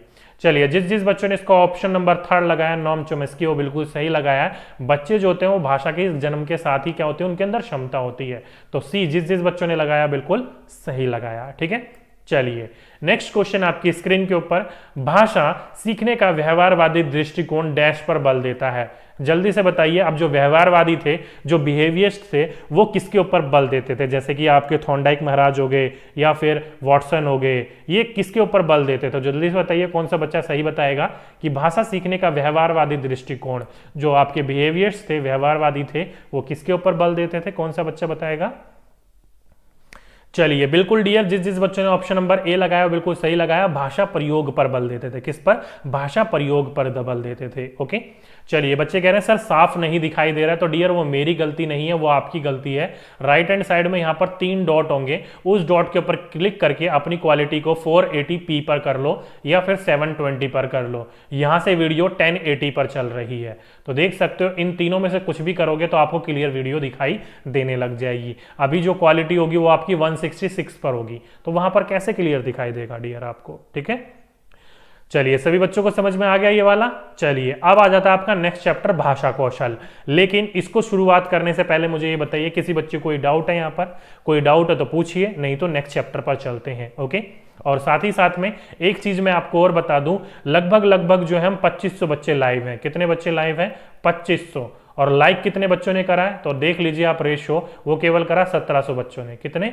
1700 बच्चों ने। तो कृपया करके ये जो 800 बच्चे जो कंजूसी दिखा रहे हैं वो जल्दी से जल्दी कंजूसी दूर करें और लाइक कर दें फटाफट वीडियो को और शेयर कर दो यार। इतनी मेहनत कर रहे हैं, इतनी अच्छी पीपीटी बनाई है मैंने ढूंढ कर आपके लिए, जल्दी से एक बार लाइक कर दो और शेयर कर दो आज फटाफट। आज देखते 3000 क्रॉस होते हैं कि नहीं होते हैं। ओके, अपने चैनल का हाईएस्ट जो लाइव है वो 3000 बच्चे हैं। आज देखते हैं हम इसको क्रॉस करते हैं कि नहीं करते। एक बार क्रॉस करा दो आप सभी के सभी इसको 3000 को आज, ठीक है। चलिए समझ में आ गया सभी बच्चों को, बहुत अच्छी बात है। ओके, बच्चे कह रहे हैं अनुकरण को समझा दो प्लीज। चलिए एक बार अनुकरण को समझा देते हैं। देखिए देखो, मैंने अभी आपको बताया कि भाषा जो होती है वो अवलोकन करके, ऑब्जर्वेशन करके सीखी जाती है।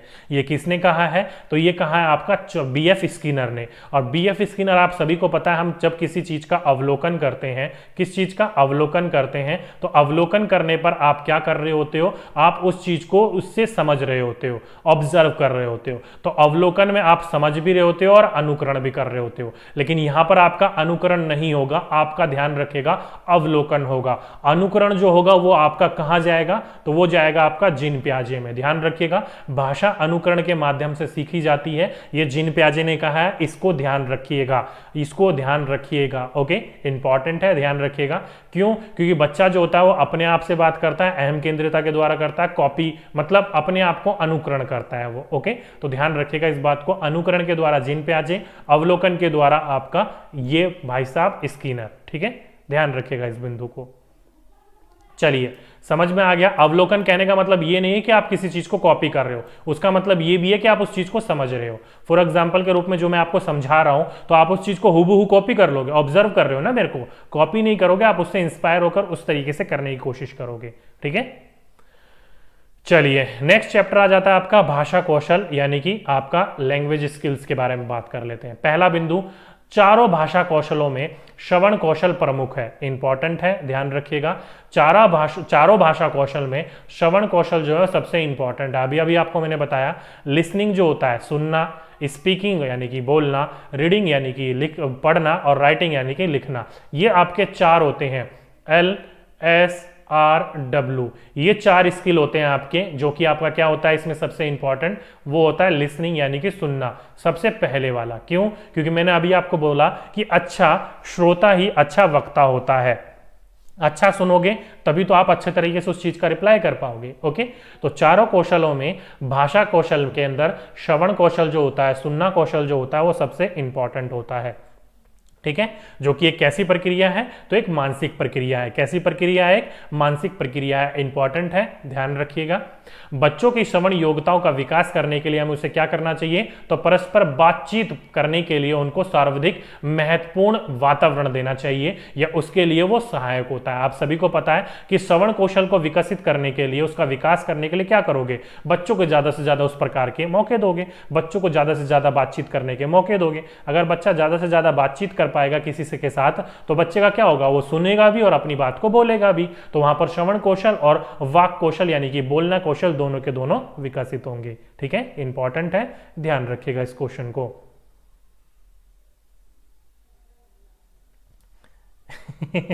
चलिए नेक्स्ट क्वेश्चन क्या है? भाषा कौशल में परस्पर बातचीत यानी कि वार्तालाप सुनने और बोलने कौशल के लिए विकास में सहायक है। अभी मैंने आपको बोला कि जब भी बच्चा बोलता है, जैसे कि कहां जा रहे हो पापा, तो बच्चे ने बोला और पापा जब रिप्लाई करेंगे तो बच्चा सुनेगा भी। या फिर आप जब दोस्तों के साथ अपनी हेगड़ी मार रहे होते हो, अपनी तारीफ कर रहे होते हो, तो दोस्त आपकी सुन भी रहे होते हैं और कुछ दोस्त जो है पीछे से उंगली भी कर रहे होते हैं, अच्छा हमें तो पता ही नहीं था। तो कुछ दोस्त ऐसे भी होते हैं, तो आप सुन भी रहे होते हैं और आपका मुंह भी चिढ़ भी जाता है। तो क्या होता है? परस्पर बातचीत से केवल सुनना ही नहीं होता, बोलने का भी कौशल का विकास होता है। ओके, इंपॉर्टेंट है, ध्यान रखिएगा इस पॉइंट को। चलिए आगे चलते हैं। इसका नेक्स्ट क्वेश्चन आपकी स्क्रीन के ऊपर। नेक्स्ट क्वेश्चन क्या है आपका? बोल रखा है कि भाषा कौशल, क्या बोल रखा है? भाषा कौशल बच्चों की पठन कुशलता, क्या बोल रखा है? बच्चों की पठन कुशलता का विकास करने में विभिन्न संदर्भों से जुड़ी सामग्री से अधिक महत्वपूर्ण है। देखो यहां पर क्या बोल रखा है, बच्चों की पठन कुशलता का विकास करने में विभिन्न संदर्भों से जुड़ी सामग्री, चाहे वो आपकी पुस्तक हो, बाल साहित्य हो, टेप रिकॉर्डर हो, टीवी हो, मल्टी प्रकार के चीजें हो, तो वो सारी की सारी चीजें के द्वारा कहा जाता है। ओके, तो ये सारी की सारी चीजें क्या करती हैं, आपके बच्चे के पठन कुशलताओं का विकास करती है। इंपॉर्टेंट है, ध्यान रखिएगा इस बिंदु को। अगर आपसे पूछा जाए आप जितनी प्रकार की सामग्री इस्तेमाल करोगे, जैसे कि यहाँ पर एक टीचर के द्वारा बाल साहित्य इस्तेमाल किया जा रहा है, तो बच्चे की वो और अच्छी होगी। ठीक है, इंपॉर्टेंट है, ध्यान रखिएगा। चलिए आगे चलते हैं। बच्चे कह रहे हैं कि सर मैथ, ये जो हिंदी पैडागोजी है वो सफिशिएंट है मैराथन के लिए, आपकी आने वाले एग्जाम्स के लिए? तो डियर मैंने आते ही आपको बता दिया कि हिंदी पैडागोजी जो होती है वो 15 नंबर की पूछी जाती है, जो कि 2 भागों में डिस्ट्रीब्यूट है। एक है आपका मेन पैडागोजी और एक है आपका सब्जेक्ट पैडागोजी। सब्जेक्ट पैडागोजी जो पूछी जाती है वो 8 से 10 नंबर की पूछी जाती है, और जो मैं तैयारी करवा रहा हूँ वो आपकी सब्जेक्ट पैडागोजी की तैयारी करवा रहा हूँ।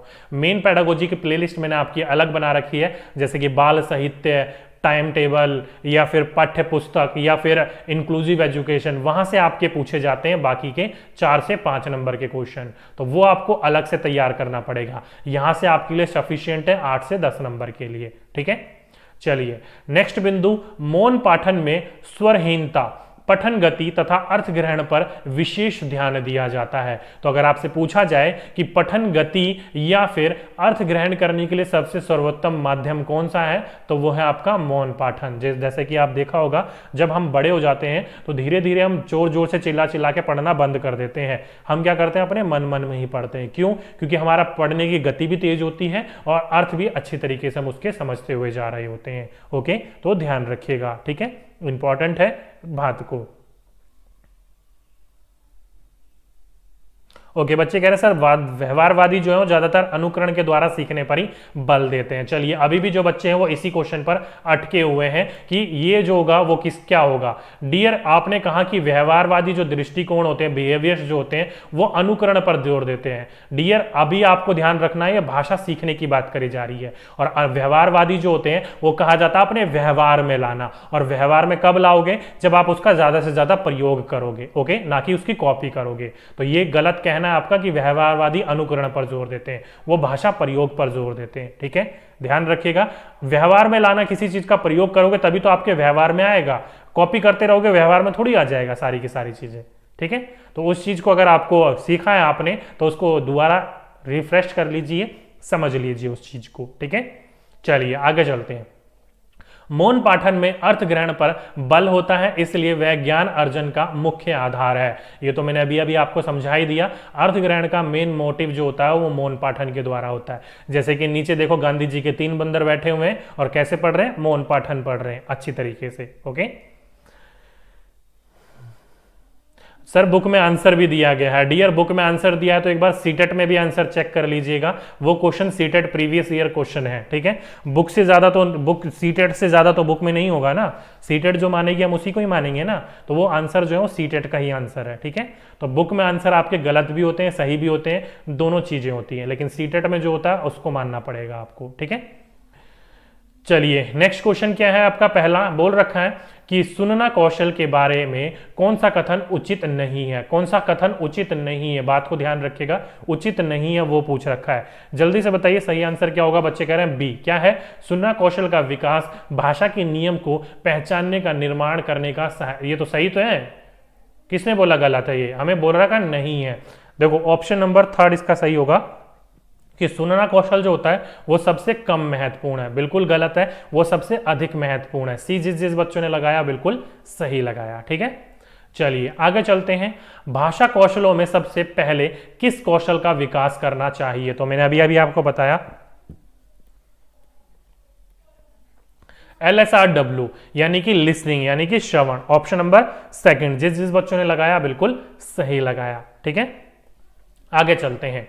बच्चों की श्रवण योग्यताओं का विकास करने में सर्वाधिक सहायक है। तो आपकी सुनने की कौशल विकसित करनी है, और उसमें सबसे आगे एक सबसे मेन बातचीत क्या होना चाहिए? वो होनी चाहिए बातचीत। जितनी ज्यादा आपको बातचीत करने का मौका दिया जाएगा, बच्चा अपनी बात को बोल पाएगा और दूसरा बच्चा जो बोलेगा उसकी बातों को सुन पाएगा। तो परस्पर बातचीत जो होती है वो श्रवण योग्यताओं के विकसित करने के लिए सबसे सहायक होती है। तो ऑप्शन नंबर 2 जिस बच्चों ने लगाया बिल्कुल सही आंसर लगाया। ठीक है, चलिए नेक्स्ट क्वेश्चन, चलिए नेक्स्ट क्वेश्चन तो है नहीं, क्वेश्चन यहीं पर ही खत्म हो गए इसमें। तो इस क्वेश्चन में यानी कि इस वाले चैप्टर में बस इतना ही। ये वाला चैप्टर किस किस बच्चे को समझ में आ गया? नहीं आया तो पूछिए, और आ गया तो अगले वाले चैप्टर पे चलते हैं। चलें अगले वाले चैप्टर पे।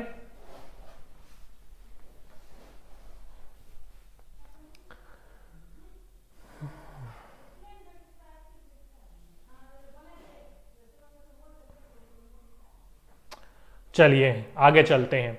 आगे क्या बोल रखा है देखिए, बोल रखा है आपका भाषा शिक्षण विधियां।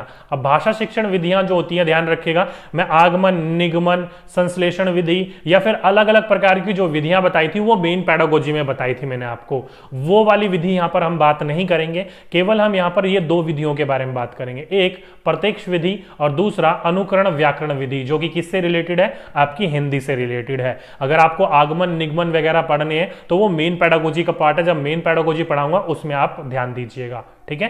पहला प्रत्यक्ष विधि क्या होता है? तो बिना मातृभाषा का प्रयोग किए हुए सीधे एक नए भाषा की शिक्षा दी जाती है, तो हम उसे क्या कहते हैं? प्रत्यक्ष विधि कहते हैं। ध्यान रखिएगा, डायरेक्ट मेथड कहते हैं। आप कभी भी किसी भी मातृभाषा का प्रयोग किए बिना डायरेक्ट लैंग्वेज सिखाते हो, कोई सी भाषा सिखाते हो, नहीं, उसमें अगर आप ऐसा इस्तेमाल नहीं कर रहे हो मातृभाषा का, मदर टंग का, तो वो होता है आपका प्रत्यक्ष विधि। क्या होता है? प्रत्यक्ष विधि। वहीं पर ही विद्यार्थियों को व्याकरण के नियम पहले सिखाए जाते हैं। यह मान लिया जाता है कि सीखने वाला जो है वो पहले से ही अपनी मातृभाषा पर अधिकार है उसका, तो वो किस में किया जाता है? तो वो अनुकरण विधि में करा जाता है। ध्यान रखिएगा, आपका अनुकरण व्याकरण विधि में डायरेक्ट व्याकरण का ज्ञान दिया जाता है, व्याकरण की समझ दी जाती है, रटवाया जाता है। लेकिन प्रत्यक्ष विधि में बिना मातृभाषा के नई भाषा सिखाई जाती है। दोनों के दोनों बिंदुओं को ध्यान रखिएगा, डायरेक्टली क्वेश्चन पूछ लिया जाता है इस तरीके से। ओके, तो ध्यान रखिएगा इस बिंदु को। ओके, तो ध्यान रखिएगा। ओके,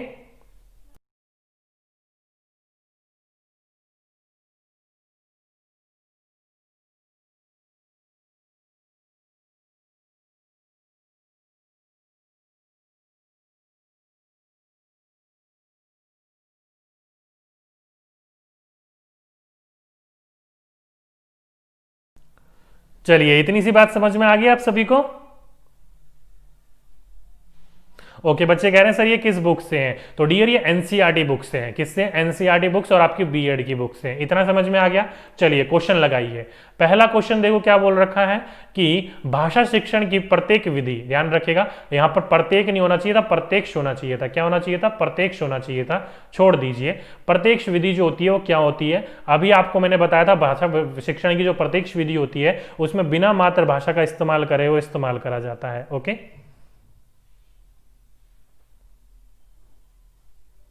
चलिए बताइए सही आंसर क्या होगा? थर्ड बच्चे कह रहे हैं ए होगा। ए क्या है? अतिरिक्त शिक्षण सामग्री की कोई आवश्यकता नहीं। ध्यान रखिएगा, मातृभाषा में अतिरिक्त सामग्री की बात नहीं करी गई है, मातृभाषा की बात करी गई है। तो जिस जिस बच्चों ने ये लगाया वो गलत लगाया है, ध्यान रखिएगा इस बात को। ओके, तो इसका आंसर जो होगा वो बिल्कुल सही होगा। भाषा अर्जन की स्वाभाविक स्थिति का निर्माण होता है। कहने का मतलब है यहां पर केवल मातृभाषा का इस्तेमाल नहीं किया जाता, बच्चों को स्वाभाविक रूप से उसमें सिखाया जाता है, उसके व्यवहार में किया जाता है डायरेक्ट भाषा को। ओके, तो ऑप्शन नंबर डी, जिस जिस बच्चों ने लगाया बिल्कुल सही लगाया। डियर मातृभाषा का तो कहीं हस्तक्षेप ही नहीं होता है, तो मातृभाषा में कैसे आप निरर्थक हस्तक्षेप कह रहे हो? यहां तो हस्तक्षेप होता ही नहीं है मातृभाषा का। ठीक है, चलिए नेक्स्ट क्वेश्चन आपकी स्क्रीन के ऊपर, भाषा शिक्षण की कौन सी विधि मातृभाषा को मध्यतर बनाए बिना दूसरी भाषा को सीखने पर बल देती है? तो ध्यान रखिएगा, मध्य स्तर की बात करी जा रही है, जो मध्यतर होती है उसे बनाए बिना दूसरी भाषा को सीखने पर बल दिया जा रहा है। तो किस में किया जा रहा है? जल्दी से बताइए कौन सी विधि? मातृभाषा। ओके, तो अभी मैंने आपको बताया कि मातृभाषा को बिना मध्य स्तर बनाए हुए जो सिखाया जाता है वो आपका प्रत्यक्ष विधि में किया जाता है। किसमें? प्रत्यक्ष विधि में। ऑप्शन नंबर फोर्थ, जिस जिस बच्चों ने लगाया बिल्कुल सही आंसर लगाया। ठीक है, ओके, चलिए नेक्स्ट क्वेश्चन। ये देखो थोड़ा सा क्वेश्चन अलग है, अच्छा लगा मुझे क्वेश्चन, पूछा जा सकता है, तो ध्यान रखिएगा इस क्वेश्चन को, इंपॉर्टेंट लिख लीजिएगा कि भाषा शिक्षण सूत्र, यानी कि जो भी आपके भाषा शिक्षण के सूत्र होते हैं उस विधि में जो मूल स्रोत होता है वो कौन सी भाषा है? तो ध्यान रखिएगा वो संस्कृत है। सारे के सारे जो सूत्र लिए गए हैं वो संस्कृत मूल भाषा से लिए गए हैं। तो ऑप्शन नंबर सेकंड, जिस जिस बच्चों ने लगाया वो बिल्कुल सही है। जिस जिस बच्चों को पता था बहुत अच्छी बात है, नहीं पता था तो ध्यान रख लीजिएगा इन बिंदुओं को। ठीक है, चलिए, यहां तक समझ में आ गया आपको। आगे चलते हैं नेक्स्ट चैप्टर की ओर। नेक्स्ट चैप्टर आ जाता है आपका वर्तनी शिक्षण। अब वर्तनी शिक्षण कौन सा चैप्टर है? तो ये है आपका छठा। अब यहां पर आपकी हिंदी अशुद्धियों के बारे में बात करी गई है कि जब हम हिंदी में अशुद्धियां करते हैं उसमें आपके अनेक कारण होते हैं। कौन कौन से? तो ये 5 इंपॉर्टेंट कारण लिख रखे हैं जब आप गलतियां करते हो। पहले, उच्चारण भिन्नताओं से वर्तनीगत व्याघात, यानी कि जो भी आप उच्चारण कर रहे होते हो उसमें सही व्याघात का इस्तेमाल नहीं कर रहे होते, सही लय ताल का इस्तेमाल नहीं कर रहे होते हो, पहला। दूसरा, चिन्हों में एक रूपता का अभाव, यानी कि जो उसमें चिन्ह लगे होते हैं उसमें एक जैसा दिखने के कारण आपको, जैसे कि देखा होगा ना, कई बच्चे जो होते हैं वो त्रा वाला सही से नहीं पा रहे होते, या फिर जो बड़ी मात्रा छोटी मात्रा का ध्यान नहीं रख पाते हैं, तो वो क्या हो रहा है, वो चिन्हों का एक रूपता का अभाव के कारण ऐसा होता है। या फिर लिपि का अपूर्ण ज्ञान, उस बच्चे को लिपि का अपूर्ण ज्ञान है जिसकी वजह से अशुद्धियां कर रहा होगा। या फिर मात्राओं के प्रयोग में असावधानी, यानी कि जो भी उस पर मात्रा लगी हुई है बच्चा उसको देखने पर, पढ़ने में, लिखने में क्या कर रहा है, असावधानियां कर रहा है, इसलिए ये देखने को मिल रही है। या फिर शब्द रचना और अर्थभेद की अभिज्ञानता या तथा सदृश्य, ध्यान रखिएगा, जो भी आपकी शब्द रचना है या फिर अर्थभेद है उसको आपका पूरा के पूरी तरीके से ज्ञान नहीं है, जिसकी वजह से आप अशुद्धियां कर रहे हो। ओके, तो ये 5 प्रकार की आपकी अशुद्धियां होती हैं। अगर आप हिंदी में करते हो तो ये 5 कारण होते हैं। ये मेन मोटे मोटे इंपॉर्टेंट मैंने आपके लिखवा दिए हैं कारण। इन कारणों की वजह से बच्चा हिंदी वर्तनी में अशुद्धियां करता है। ठीक है, इंपॉर्टेंट है, ध्यान रखिएगा इस पॉइंट को। चलिए, समझ में आ गया। आगे चलते हैं। वर्तनी ठीक करने के लिए क्या करना चाहिए बच्चे को? प्रिंटिंग समृद्ध माहौल का निर्माण करना चाहिए, चाहे वो बुक के द्वारा हो या ग्रुप्स के द्वारा हो या फिगर के द्वारा हो, कैसा भी हो, अखबार के द्वारा, न्यूज़पेपर के द्वारा या फिर किसी मैगजीन्स के द्वारा, किसी के भी द्वारा कर रहे हो। अगर आप बच्चे की वर्तनी ठीक करना चाहते हो तो प्रिंटिंग समृद्ध माहौल उसको देना चाहिए। ये वाला क्वेश्चन इंपॉर्टेंट है, डायरेक्टली कई बार पूछा जा चुका है ये वाला। अगर आपने प्रीवियस ईयर क्वेश्चन लगाए होंगे तो आपको इस क्वेश्चन को ध्यान रखना है। ठीक है, चलिए, समझ में आ गया।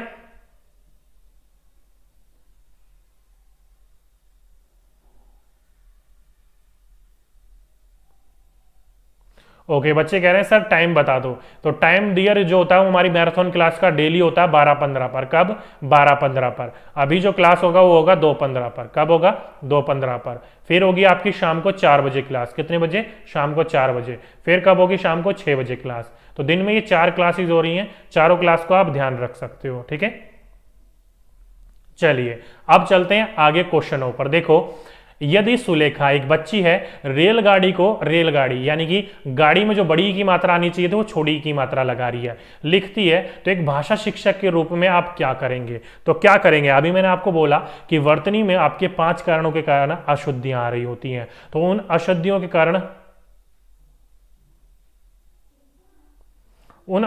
कारण क्या हो रहा है, जल्दी से बताइए।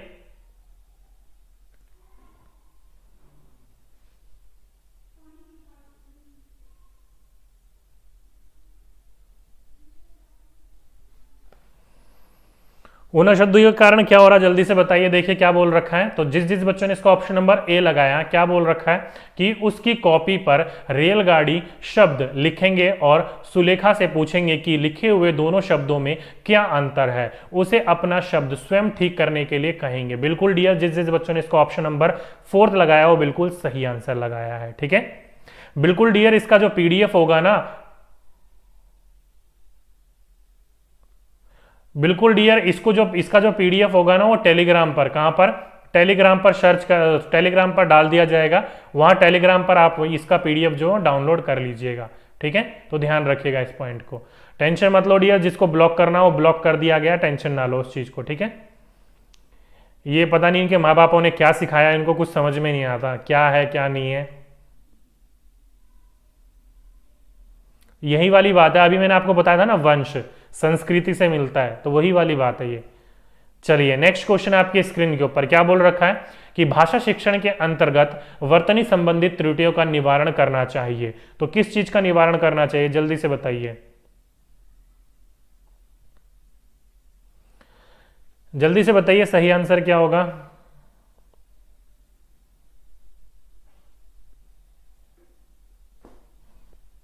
अरे वो बच्चे नहीं होते, फालतू की चटाई होती है, इधर उधर आ जाती हैं और कुछ नहीं। चलिए क्या है देखिए, भाषा शिक्षण के अंतर्गत वर्तनी संबंधित त्रुटियों का जो निवारण करना चाहिए वो कैसे करना चाहिए, वर्तनी का शुद्ध उच्चारण एवं लेखन अभ्यास करवाकर। तो ऑप्शन नंबर ए ही इसका बिल्कुल सही आंसर है। जिस जिस बच्चों ने ए लगाया वो बिल्कुल सही आंसर लगाया है। ठीक है, बिल्कुल डियर आपका बना दिया जाएगा, टेंशन ना लो। ठीक है, आगे चलते हैं। नेक्स्ट क्वेश्चन, विद्यार्थियों की हिंदी में वर्तनी संबंधी की जाने वाली त्रुटियों को ज्ञात करने हेतु निम्नलिखित में से किस प्रकार की परीक्षा का उपयोग करेंगे। तो किस प्रकार की उपयोगिता करेंगे बच्चों की भाषा की जांच करने के लिए।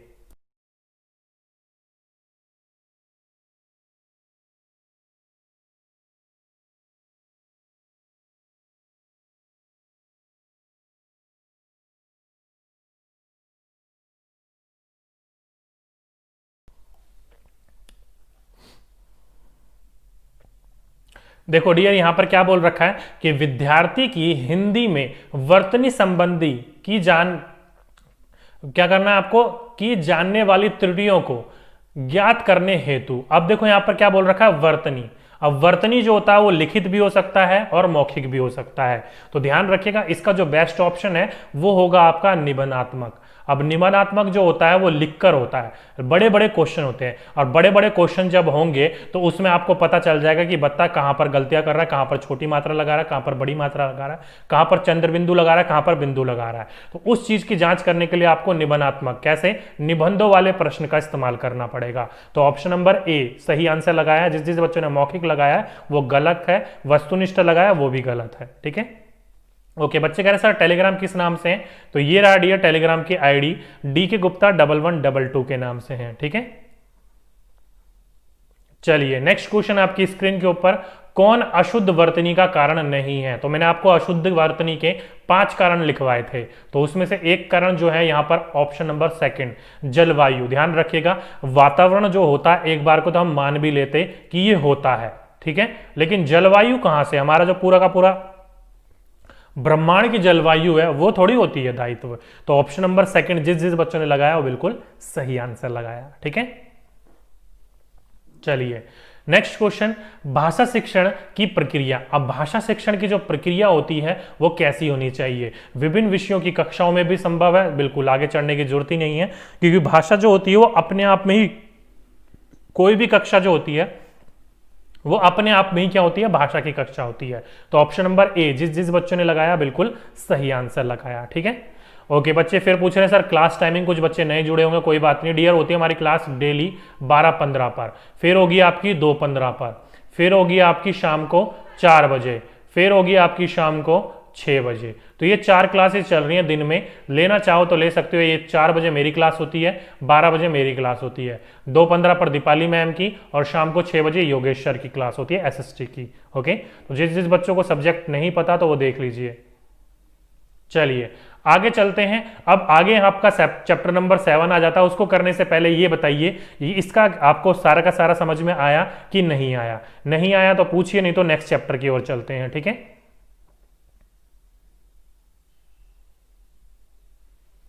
चलिए चलिए चलिए, समझ में आ गया, बहुत अच्छी बात है। आगे चलते हैं।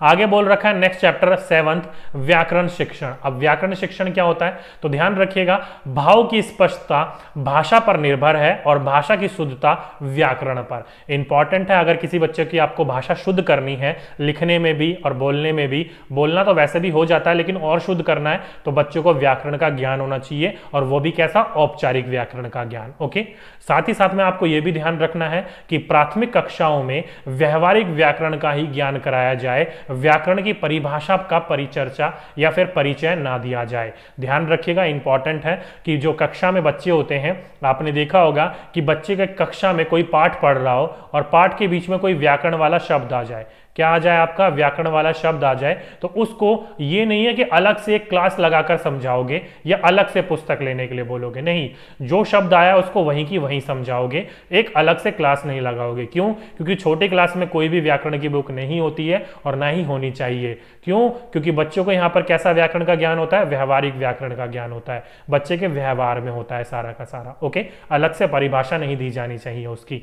वो कब होती है, तो वो होती है आपकी प्रारंभिक में, यानी कि जब बड़ी क्लास में बच्चा चला जाता है।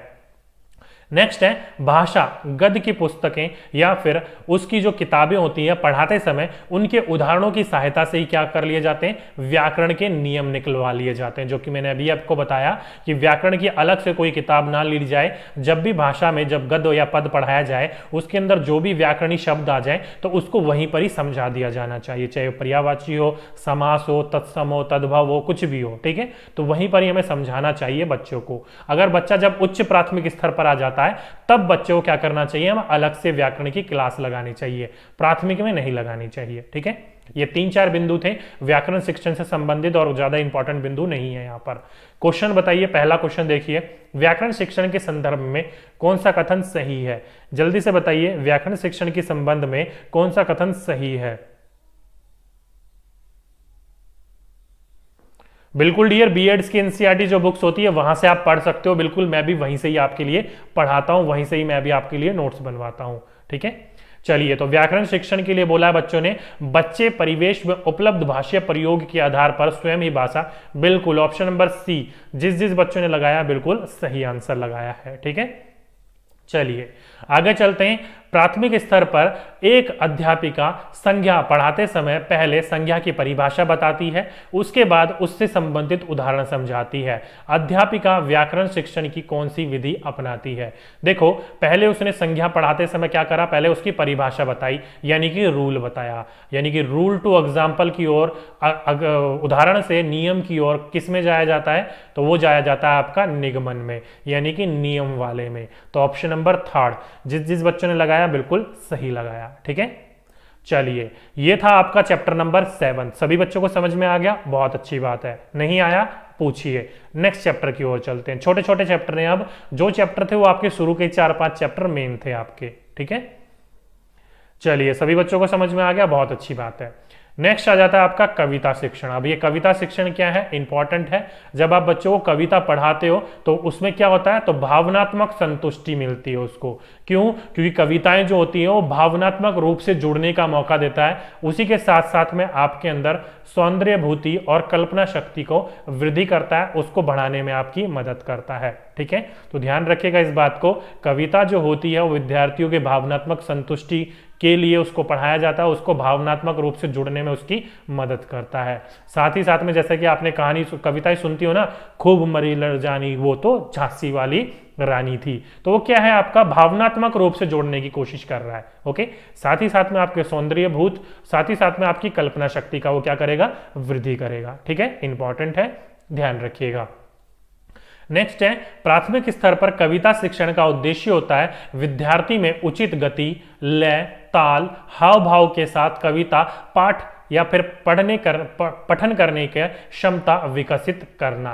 कहने का मतलब है कि प्राथमिक स्तर में उस प्रकार की कविताओं को शामिल करा जाना चाहिए जो कि क्या हो, लय ताल के साथ गाई जा सके, हाव भाव के साथ उसको समझाया जा सके, यानी कि गत्यात्मक जो हो उस प्रकार की चीजें। कहने का मतलब यहां पर जो गाई जा सके, ओके, उस प्रकार की कविताओं को शामिल करना चाहिए। आगे चलें तो ओके, सर जी कह रहे हैं आगमन होगा, किस चीज का आगमन होगा डियर?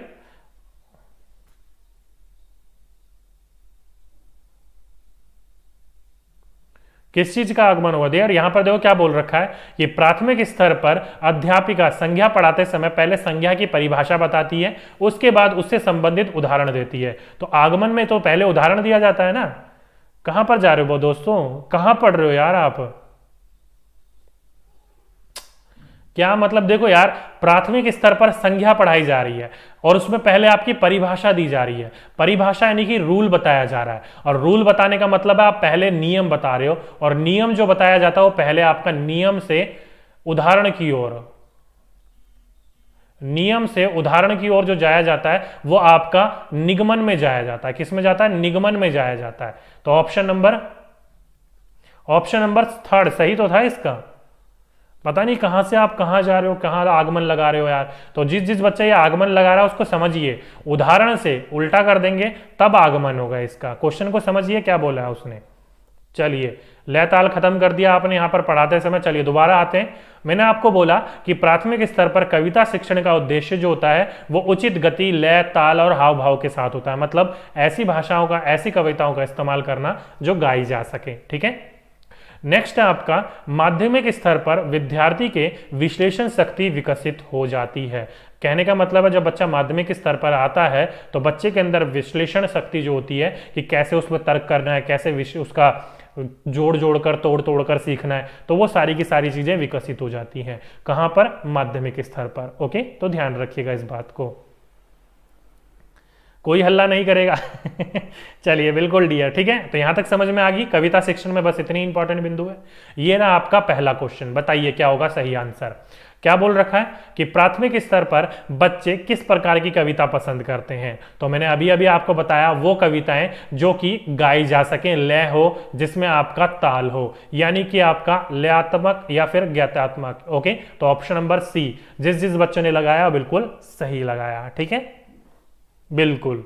आगे चलते हैं। नेक्स्ट क्वेश्चन, कविता शिक्षण के अंतर्गत, ध्यान रखिएगा, कविता शिक्षण के अंतर्गत सिखाने का मुख्य उद्देश्य, यानी कि जो भी आपका कविता सिखाई जाती है उसके अंतर्गत क्या मुख्य उद्देश्य होता है। तो उसका मुख्य उद्देश्य होता है आपका भाव की अनुभूति। क्या होती है? भाव की अनुभूति। अभी मैंने आपको बोला भावनात्मक रूप से जोड़ने के लिए। तो ऑप्शन नंबर बी, जिस जिस बच्चों ने लगाया बिल्कुल सही आंसर लगाया। ठीक है, चलिए नेक्स्ट क्वेश्चन, कविता शिक्षण में कौन सा तत्व उसे गद्य से अलग करता है। तो कौन सा ऐसी चीज है जो कि उसे अपने गद्य से अलग करता है। तो मेन आपका यही है कि गद्य में आपकी जो कहानी बताई जाती है, साहित्य पढ़ाया जाता है, लेकिन कविता को गाया जाता है, यानी कि आपका गायता होता है। तो ऑप्शन नंबर ए, यानी कि फर्स्ट, जिस जिस बच्चों ने लगाया बिल्कुल सही आंसर लगाया।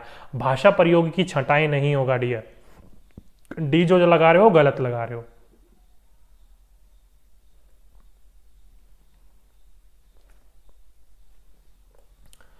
चलिए, तुक्कात क्या होता है? तुक्कात मतलब क्या होता है डियर? आप बोलने में पढ़ रहे हो। अच्छा, तुकबंदी होता है डियर।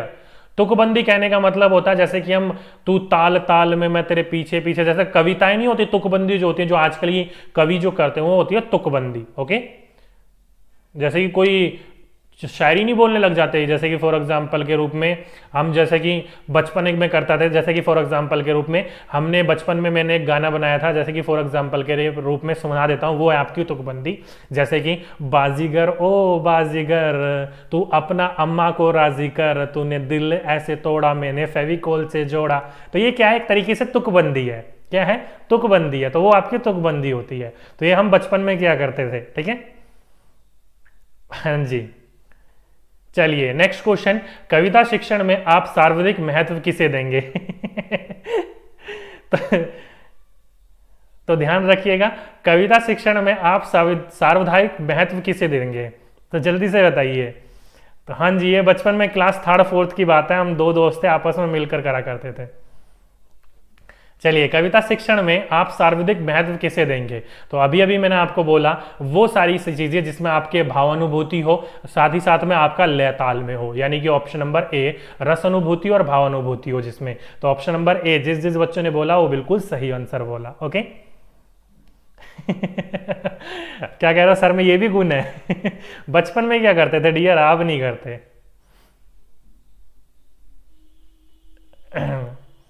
चलिए, ए इसका सही आंसर था। चलिए, तो यहां आकर आपकी हिंदी पैडागोजी, जो सब्जेक्ट पैडागोजी थी, वो खत्म हो गई।